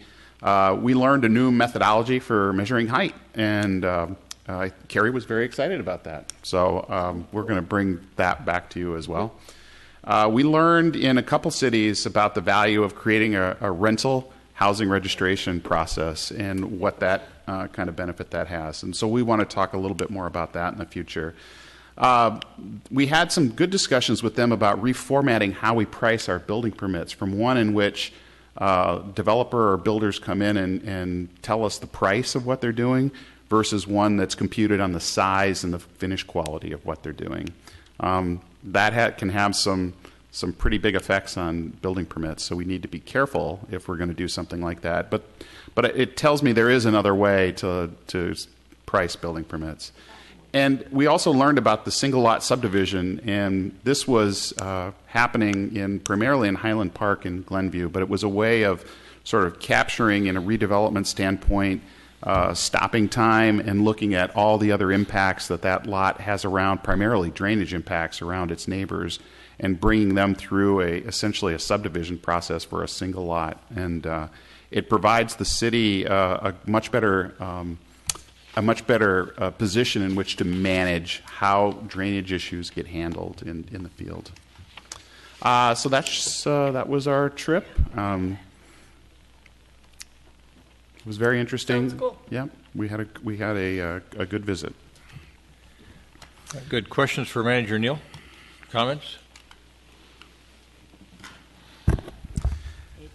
Okay. All right. Two other quick items. One, two items regarding public art. One is that when we last discussed public art on the promenade, we did not include it in the project. That's right. Okay, and we did not do that because we valued the judgment and opinion of Councilmember Swenson, and she was not there that night. So we have not put that back on your calendar, but we are planning to bring that back to you when all of you are here, and Ann Catry and her staff are putting together some additional ideas and actual resource ideas that we want to share with you. But we do plan to bring that back to you. The second one is that we have had some interest in a sculpture proposal of a canine, of a police canine dog, and to be placed somewhere outside of City Hall. There's interest in doing that. At some point, that decision will come to you, and you'll have to say yes or no if you think that's appropriate. That time is not today. When there is a proposal that has more detail to it, we do want to get the council's input on that. There are no sculptures in front of this building today, and perhaps there's a reason for that. I don't know, but it would have to be a very. I would have to see what it would look like before I'm comfortable ever saying yes. We're not going to ask you to approve something you haven't seen. I'm not ruling it out, but I'm just saying that. All I'm. Life-size sculpture of Dave Nelson holding. It won't be that, no. But all I'm suggesting is to start, maybe give some thought to this and look at the building and see what you think. But that will be coming to you at a future meeting. The last item is a bit of really quite good news, following bad news. So last year we had a bridge project that was ready to go on 54th Street. It rained a lot, so we didn't get to do that project. So instead of just letting it sit and bringing it back and doing it this year, our city engineer, Mr. Milner, decided to seek some funding from the state for that bridge project, and he was successful in getting $318,000 worth of state bridge funding for the project. So the value of waiting a year is that number, and we'll build the bridge this year, provided we have a normal rainfall. Well done. Cool. 54th over the creek. And that's all. Okay. Good. Thank you. Anything else from a council member standpoint? Otherwise, we'll adjourn and go to the HRA. Council stands adjourned. Calling to order the Edina Housing and Redevelopment Authority meeting. Roll call, please. Commissioner Brindle. Here. Commissioner Staunton. Here. Commissioner Stewart. Here. Commissioner Swenson. Here. Chair Hovland. Here. We've got a form of meeting agenda in front of us. Is there a motion to approve the meeting agenda? Need a second. We got a motion and a second to approve the meeting agenda. Discussion. All those in favor say aye. Aye. Opposed say nay. Carried. Minutes, February 17, 2015. We got a motion and a second. Any further discussion? All those in favor of approving the minutes of the HRA for February 17, 2015 say aye. Aye. Opposed say nay. Carried. And then we've got one action item which matches up with 4E from the consent agenda on the council side.